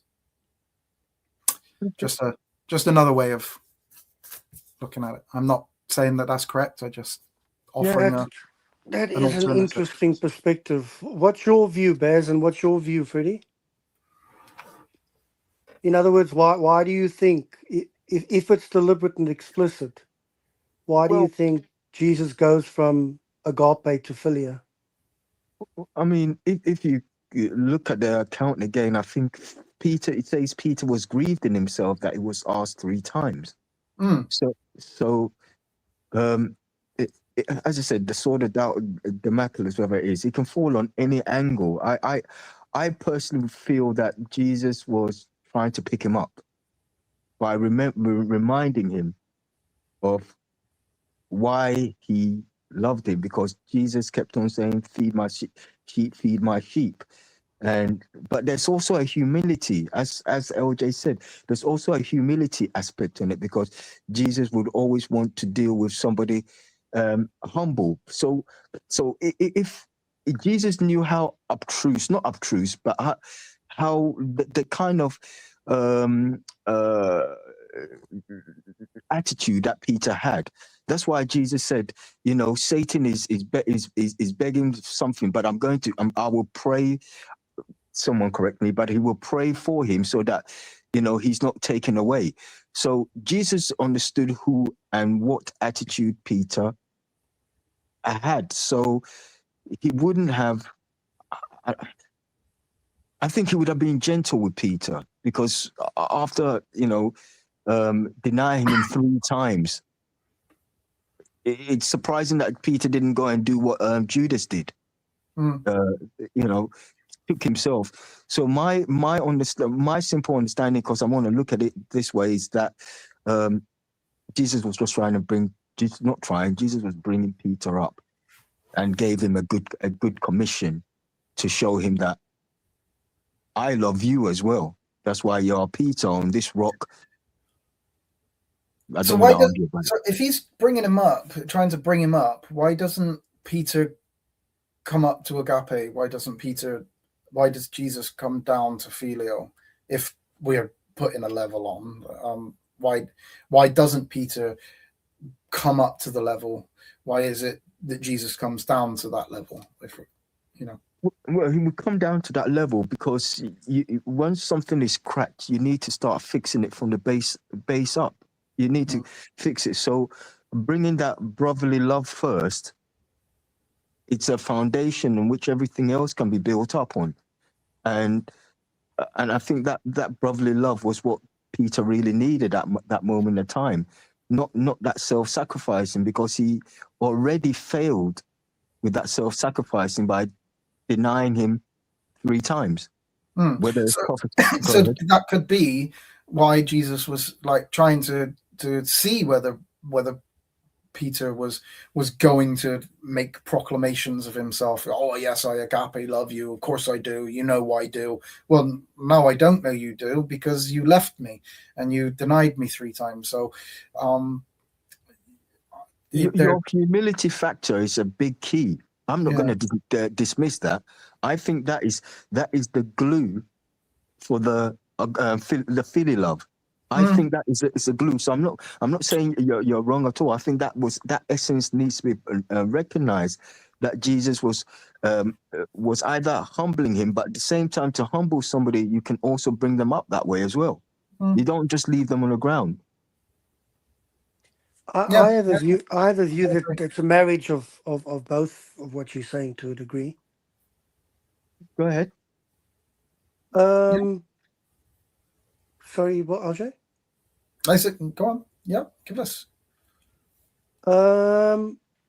Because you also asked a pertinent question. You said why. Sorry, could you repeat that question? Because it was a really good one, LJ. You said, why does Jesus something? Why did Jesus not use agape but bring him down to Phyllis? Yeah. Why didn't Peter rise to? If that's what Jesus was doing to bring him up, why doesn't Peter rise up to agape? Why does Jesus come down? Because this is the preaching. This is the preaching that I've heard. Is that, you know, that Jesus will meet us at the level that we're at. Peter wasn't able to proclaim this, so Jesus meets us where we are at any particular time, and that is a preach that I've heard on numerous occasions actually in church. Well, that's also a bit narrow, because look, I think, I mean, if I were to say that God condescends to communicate with us at our level, I don't think there would be an argument against that. In principle, because I think he does meet us to a large degree. Well, he certainly considers us to a large degree, and he's acutely aware of our limitations. And in the end, if there's anything to prove, it's not to God himself, because he has nothing to prove to himself. I He'll don't think it's on that condescend. level. Sorry, what was that, Fred? I don't see it on that Jesus. Oh, you go ahead, Fred. You share. You I share, mean, and I'll I come in might be after you. wrong, but No, look, it's just Yeah. it's just I shared know views. I'm Go trying to ahead. state, but I might be wrong, but I also want to state if I could be incorrect if that's what LJ and you guys are saying. But here, let me No, give please my go ahead. answer. Okay. But I'm going to give it a two answer. I'm going to try to still man LJ in what I think he was saying, and he can correct me, but because this is kind of what I'm seeing it. I think that Jesus was telling Peter this high godly agape love because Peter let him down. He said he already boasted how much he loves Jesus. I wouldn't deny you. He's already boasting this great love. So Jesus is telling him, "Do you love me?" Well, Peter, I believe, is responding with this brotherly love because he let Jesus down. He can't say to Jesus, "Yeah, I agape love you." How could he when he let Jesus down? And so Jesus asked him again, trying to, I think, in a way of building him up. Well, do you love me like you do God, this godly great love? He couldn't answer that because of his denying Jesus. So then Jesus then just simply says in that brotherly love, well, do you love me as a brother? And he says yes. So he sees the humility, as I can kind of see it in Peter, humbling himself and not boasting again. Yeah, I love you, Jesus. I told you I did, but even though I denied you, I still love you with this great agape love. But so I kind of see that as Jesus just seeing, okay, Peter isn't agreeing or confirming this agape love, but I do love you as a brother. I do love you in that regard because I did let you down. So I don't have this great love, but I do love you. And, All right, and the so second certainly and the couldn't second part boast you about it. mentioned. What was the second part you mentioned, Freddie? You said you got two parts. Well, the two parts, I said it. I was trying to say what I believed LJ, what my understanding, what I thought he was saying, and then combine it with how I believe it as well. In my words. Okay. Well, I'm actually, if I were to choose in terms of understanding, I would be closely aligned with Freddie, as opposed to LJ or Baz for this reason. I like the fact that LJ mentioned that this was off the back of Jesus of Peter denying him 3 times, and I do love the fact that Jesus' sensitivity toward Peter. I think that's beautifully kind of portrayed, and I don't know it's overt or it's subtle, but I certainly do think that it's not by chance that one of the first people that Jesus wants to appear to is actually Peter, because he wants to give him affirmation, approbation, and acclamation to reassure him that he loves him, that despite Peter making that mistake, that Jesus still loves him, and he recognizes that Peter fell short. But listen, I kind of feel that the entire God's direction was to bring people to a level of maturity and love, to perfect them in love. And ultimately to get to the point where that they could emulate Jesus' love, which is entirely self-sacrificing. And I don't think Peter met that in its entirety, because he fell prey to his self-preservation. And you could sum it up in Jesus' words. If it was Jesus who said, he said, "Those who try to save their soul will lose it, but those who lose their soul will save it." Because Jesus knew what was coming. He knew that they were all going to be killed. He knew that they were going to be burnt. They were going to be torn asunder. They were going to be ripped apart by lions. He knew it. And that's why he would say to them, look, if you can't do X, Y, or Z, if you can't pick up your torture stake, literally, that wasn't a euphemism or hyperbole. It was literally going to happen. He said, He "Don't did come say, after he me." did say cross, by the way, not Cross, Twitch. exactly. Yes, I mean that. But when I say cross, I mean it's literal. It's not symbolic. Like, oh, you're going to suffer a little bit, and it's going to be so bad you won't be able to buy a Starbucks coffee. No, he knew what was coming, what was impending, the greatest tribulation that was experienced by God's people ever and would never occur again. They were going to die. And And Peter showed at the end by his death. So he did end up absolutely. flying colors. So he showed his Absolutely. love. Absolutely, Freddie. That's the beautiful part, because I think it wasn't just Jesus' express purpose, but God's express purpose and the Holy Spirit's express purpose, even through the apostles, to build people up to the point where there would be this whole self-sacrificing drive. So I don't have a problem with LJ even demonstrating this element of charity, because it's an application of love indeed. It's not something just done in thought. You really got to offer yourself. And that was so incredible about those first people. The moment they come on board, they just sold up everything. They shared everything. It was indeed charitable. It was indeed self-sacrificing. It was indeed a full application of agape love. But Peter needed to be taught a lesson. And I think Jesus was trying to demonstrate something to Peter, and Peter was getting frustrated because he thought he met the mark. But I think in time, he understood what Jesus was trying to say. That's what I think.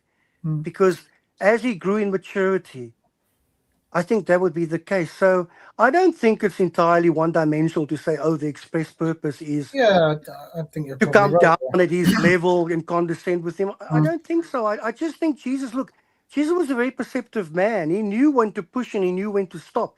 He knew what he could share and he knew what they couldn't handle. And I think it, in the end, when Bear says he felt Jesus was encouraging and Freddie might feel, a happy blend, I think that was the case when Jesus said, look, I agape you, I feel you. In other words, it is important, but I don't think Jesus was willing to press on, because I think he knew that Peter would get to the point where he would be all about being a self-sacrificial kind of person. And in the end, I'm with you, Freddie. I think there's a very, very distinct difference between the three loves, that without the Greek, we wouldn't really truly know it. But because of the Greek, agape love is the highest form of godly love. That's my view. Yeah. I think I agree to certain degrees. I agree. I think that it is maybe a mixture of all of it. That's going on in that. Yeah, I think so. And I think the fact that you say maybe, I think that's nice, because listen, the thing is, as the whole thing with maturity is, ostensibly, when one gets to a point of maturity, you really at the upper echelon of God's fruits, and that's faith, love, and hope. That's the powerhouse. That's distinguished from what other people might think are the supreme gifts of God. But the ultimate is love. But really, a sign of maturity and not infancy is faith, love, and hope. Yeah. So yeah, I do think that kind of the important part, the most important part of this, is the kind of reconciliation of Peter with those three statements of I think so. I think so. He's given him the opportunity in front of the disciples to kind of make amends of in a very dignified way. In a dignified way, yeah. And the thematic, nice within there is really strong, because if you go and have a look at John 18, where Peter kind of denies Jesus, I think it's John 18. It was in front of a coal fire. And when we come to Jesus asking those three questions, it's in front of a coal fire. This is it? Yeah. So this is kind of that's connecting. I was wondering why you made such a strong. Can you actually show us that, please, LJ? Because I've never really paid attention to it. Yeah, of course. Because I wondered why you made that immediate connection. What of Peter being? Yes, that there was an extension. You know, that was like first and foremost in your mind. But the fact that you draw to these sort of parallels is very interesting. Yeah.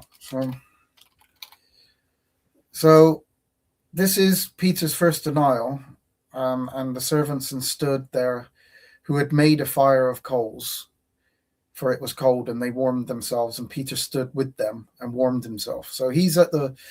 This is where the denial comes in. So that Peter's denial, it first starts off at this fire of coals that Peter is gonna be fully aware of when it comes to this. Where is it? So even this, I don't go by these because these are not biblical, but I think other people have noticed this as well. So where is it? Verse 9. Yeah, there. As soon as they'd gone fishing, and as soon as they were come to land, they saw a fire of coals there, and fish laid there, and bread. So Jesus is kind of offering a meal, this kind of reconciliation, peace offering nice. type thing. Nice, yeah. With this fire of coals. And so I don't think that, Peter denying Jesus and starting off in this fire of coals, and then he's bringing him back into the same setting, same kind of setting to kind of bring Peter into thought of what had happened as well. And Jesus is doing this in front. I don't think Jesus does things which are just random. I think, and he's doing it at Peter's comfort zone, fishing. Yes, Freddie. Yes, I was just going to mention that, because you see, that's why, LJ, I think that if you look at the deliberateness of so many things, like what you bring into the setting, to the familiarity, to be able to, the support, the comfort, with an express purpose in mind, I think by extension, that not just the circumstances, but even the reference to the lamb, then the sheep, I think that's explicit. I think that's deliberate. I think Jesus is trying to tell him, look, you got to go from feeding to nurturing. You know what I mean? It's all part of love, of charity, of godly love, you could say. And that's why I think that those words that we see them today, the split, because agape is used twice. It's not indiscriminate, like one agape, one philia, one agape. It's used twice from Jesus to eventually the compromise or the middle ground to philia. I think all of it is very explicit, and if anything, I would want to say that whatever Jesus was sharing with Peter, I think he was teaching him. I agree, and I think that there is a distinction again, as you pointed out, between lamb and sheep. I think that Peter is, you have to teach those that are young in the faith, but you also have to teach those which are more already in it as well. So I do think that there's a distinction there. I think that maybe the agape love there's some kind of something there within it, whether it's how I understand it, how Baz understands it, a mixture of it all, probably. I think that the coals are definitely to bring to mind this reconciliation going on, the threeness of it, the Trinity of rejections. Maybe that's why he had to reject him 3 times, because he had to reject the Father, Son, and Holy Spirit.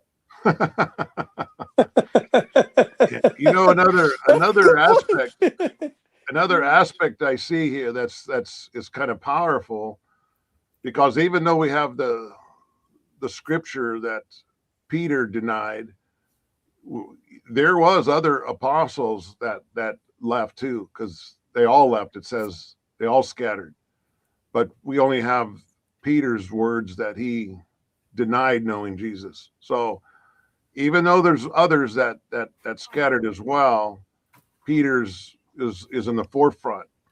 So Jesus comes to him. Yes. And not only what we're just talking about, But listen to what Jesus puts on Peter after Peter denies him.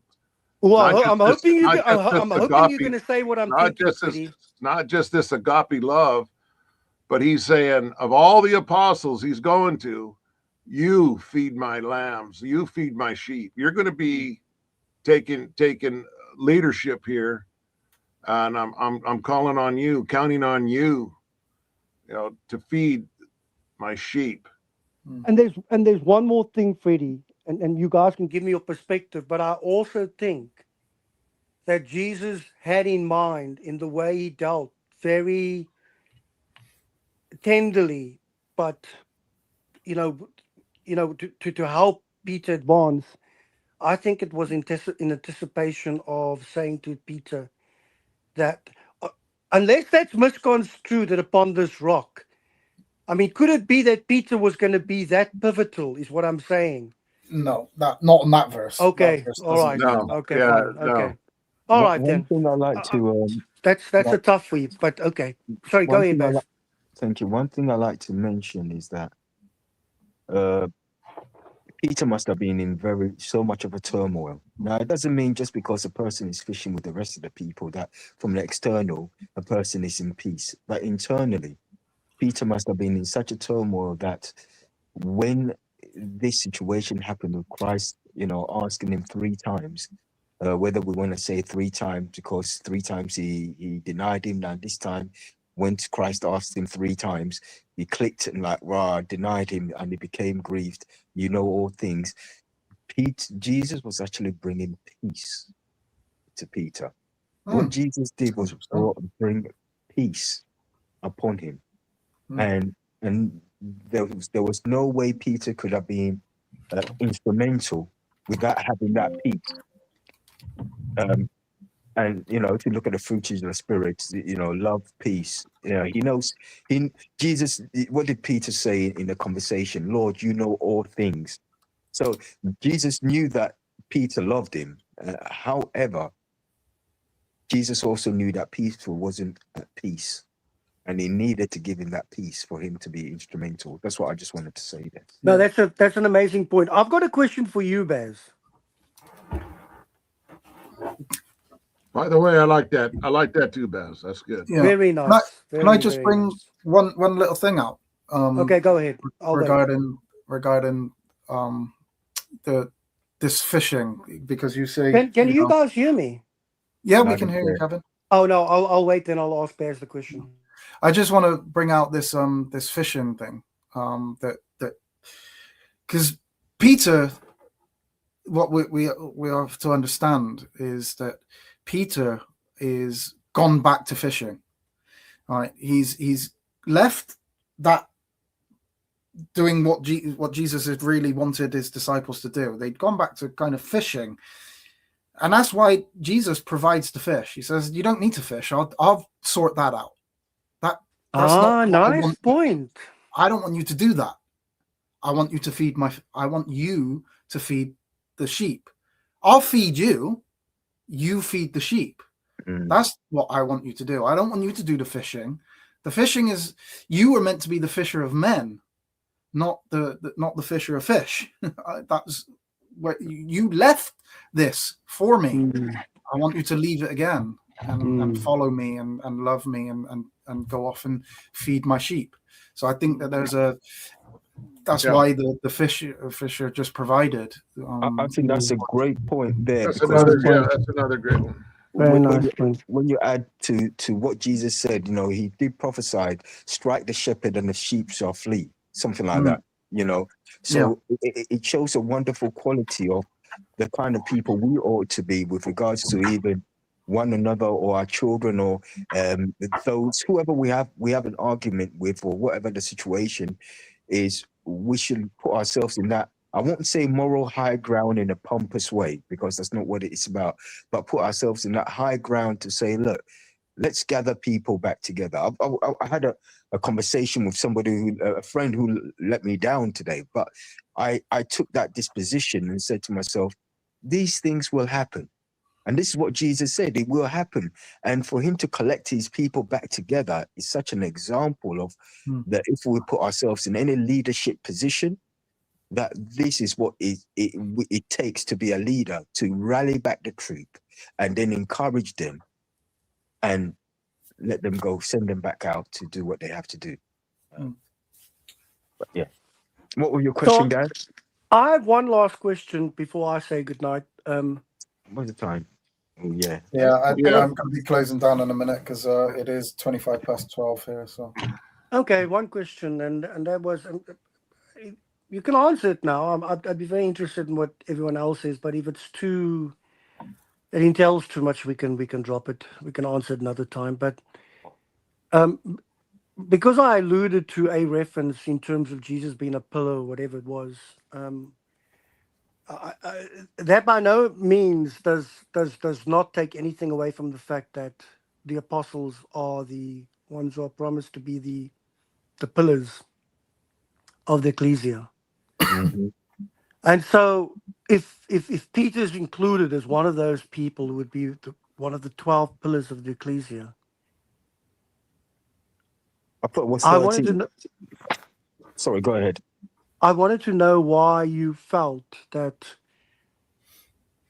albeit that they are included as part of the foundation stones and the pillars of the ecclesia, of the New Jerusalem, I'd go so far as to say, why would you not feel or believe that they are part of the 144 anointed, the part of the 144,000 anointed ones?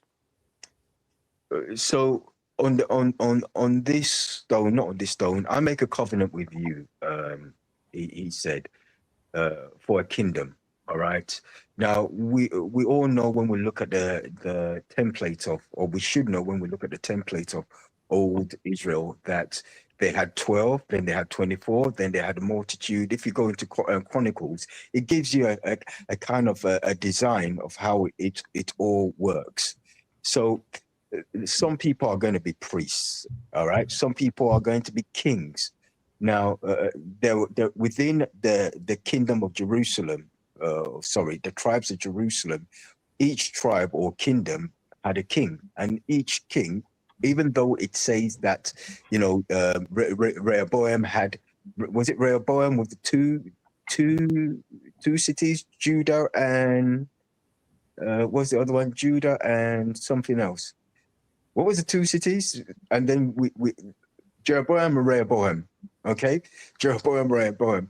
Even though those two ruled over all the kingdoms of Jerusalem, there were still dignitaries that they were ruling under them. All right, and within those dignitaries, you still had priests that were in operation.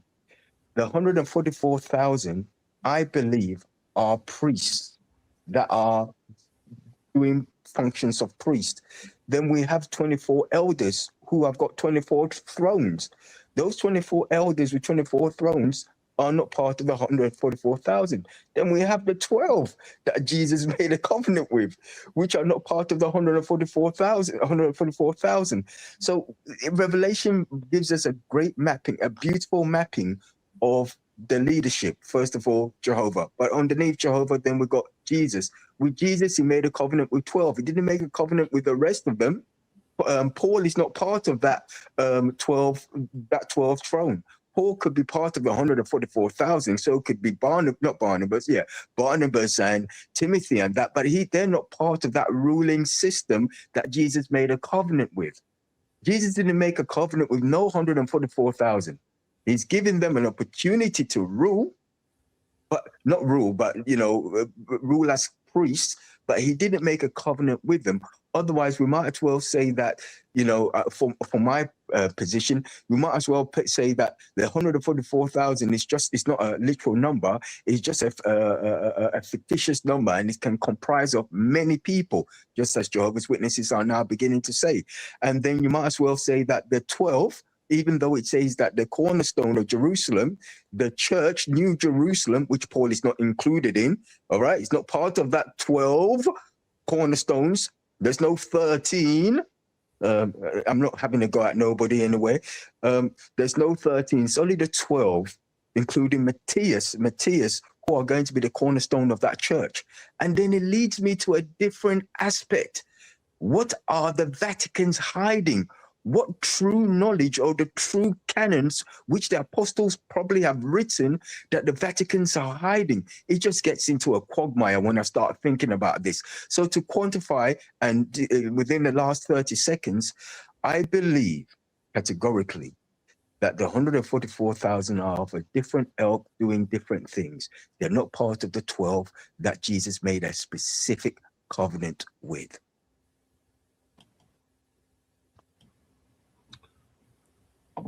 I'll go. I'd like to say thank you, LJ.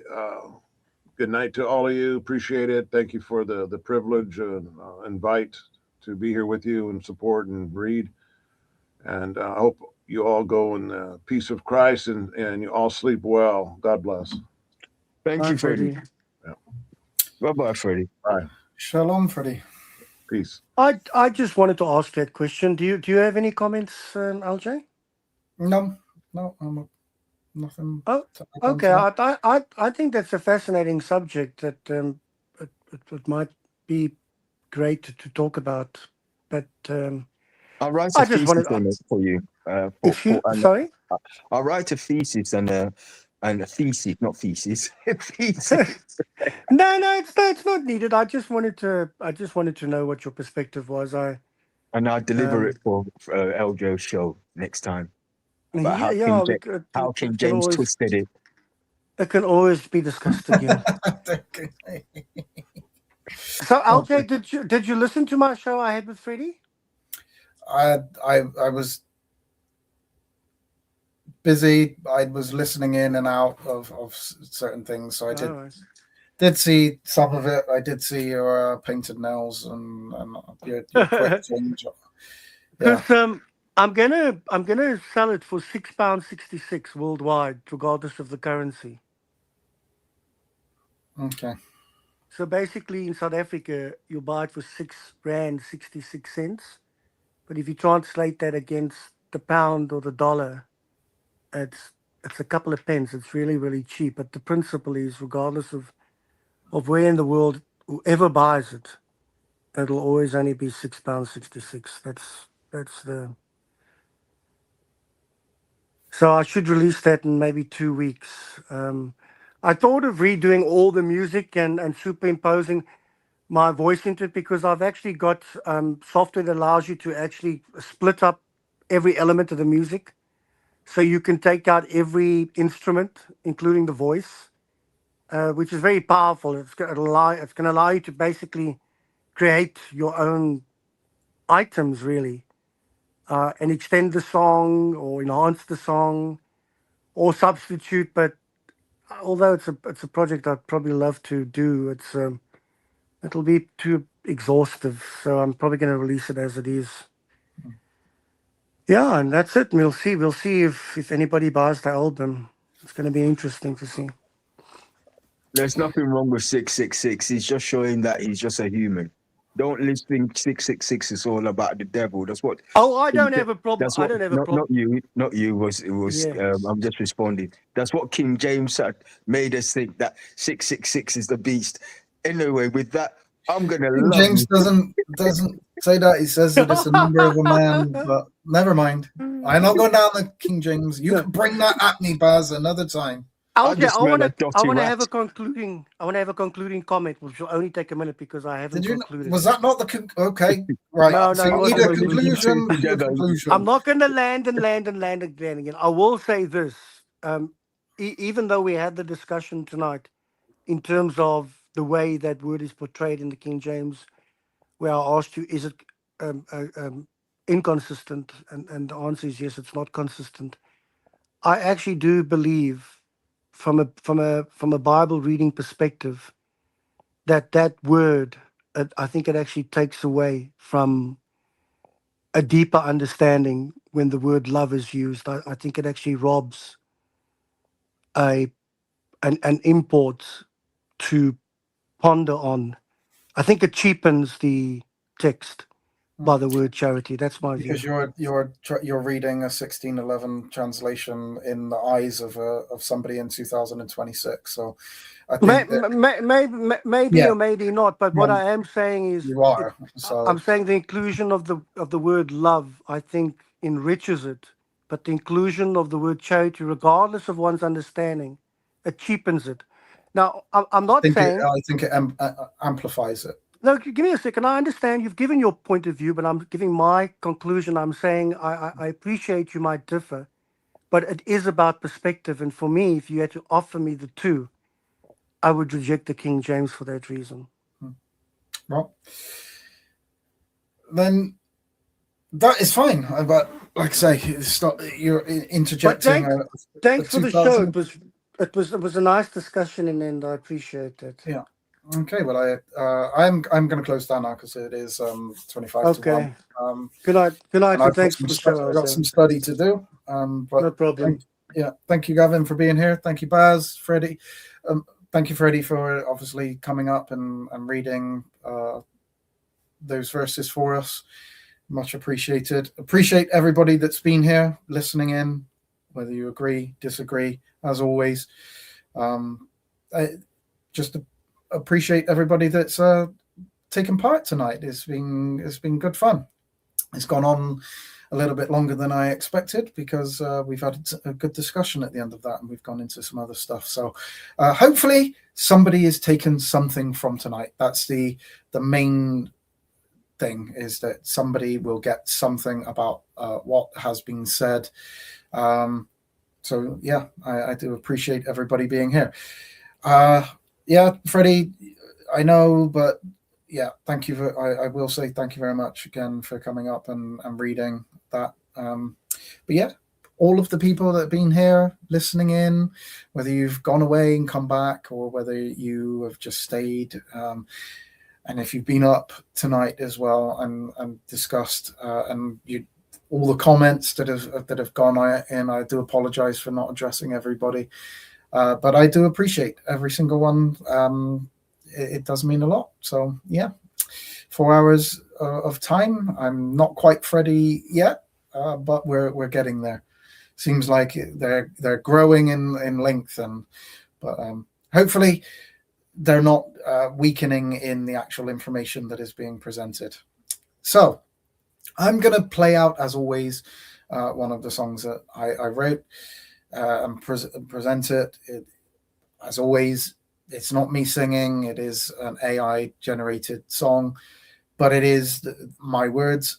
This actually, and I do I hope people will indulge me in this, but it is actually one of my Czech songs that I wrote, and it's called Mesiáš, který přišel, and that means the Messiah who came.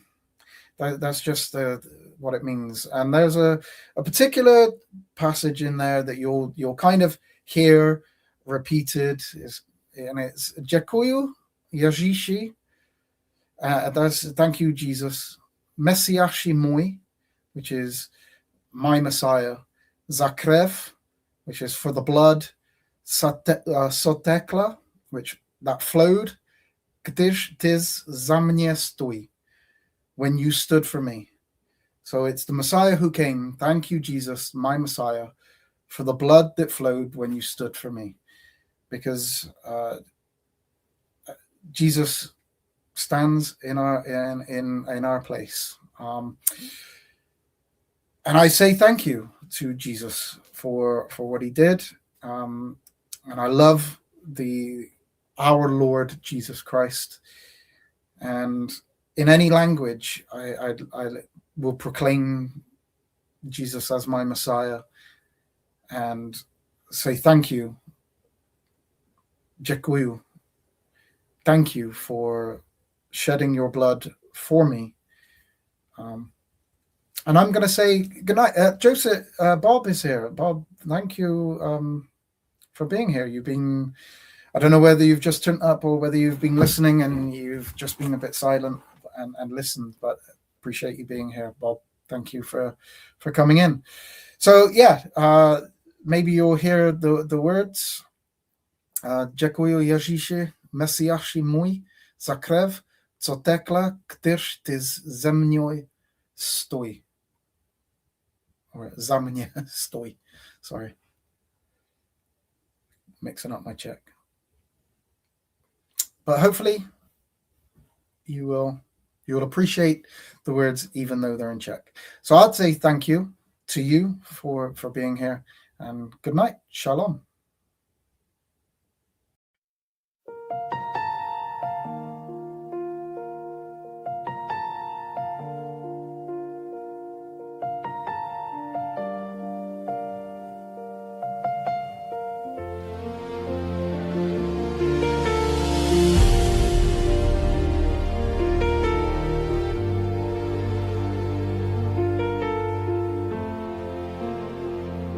Z dávných slov proroků, z úst, co už dávno stichla, vedl nás jeden hlas, přes staletí tichá.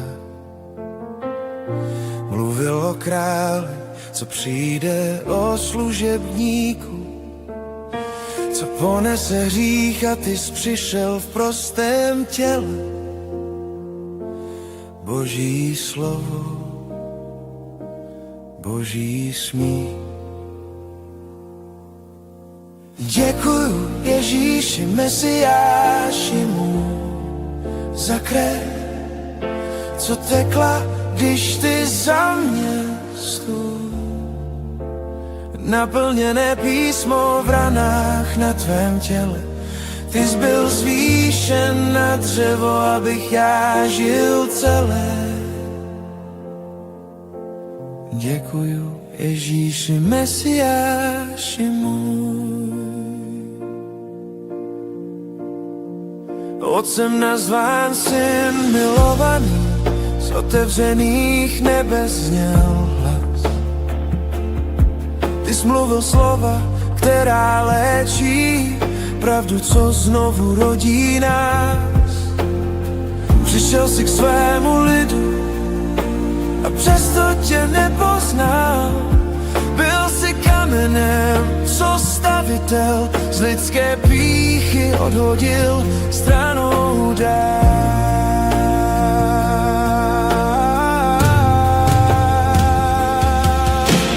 Na kříži voláš, je dokonáno, písma se skládají v jeden plán. Hříchy světa na tvých ramenou, tělo zlomené a přesto Bůh s námi sám. Tvá krev mluví hlasitěji než vina, tvůj hlas mě volá jménem dnes. Před tebou padám, vděčnost mě sklání.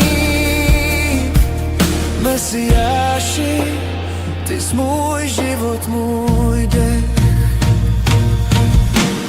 Děkuji Ježíši, Mesiáši můj, za krev, co tekla, když ty za mě stůl.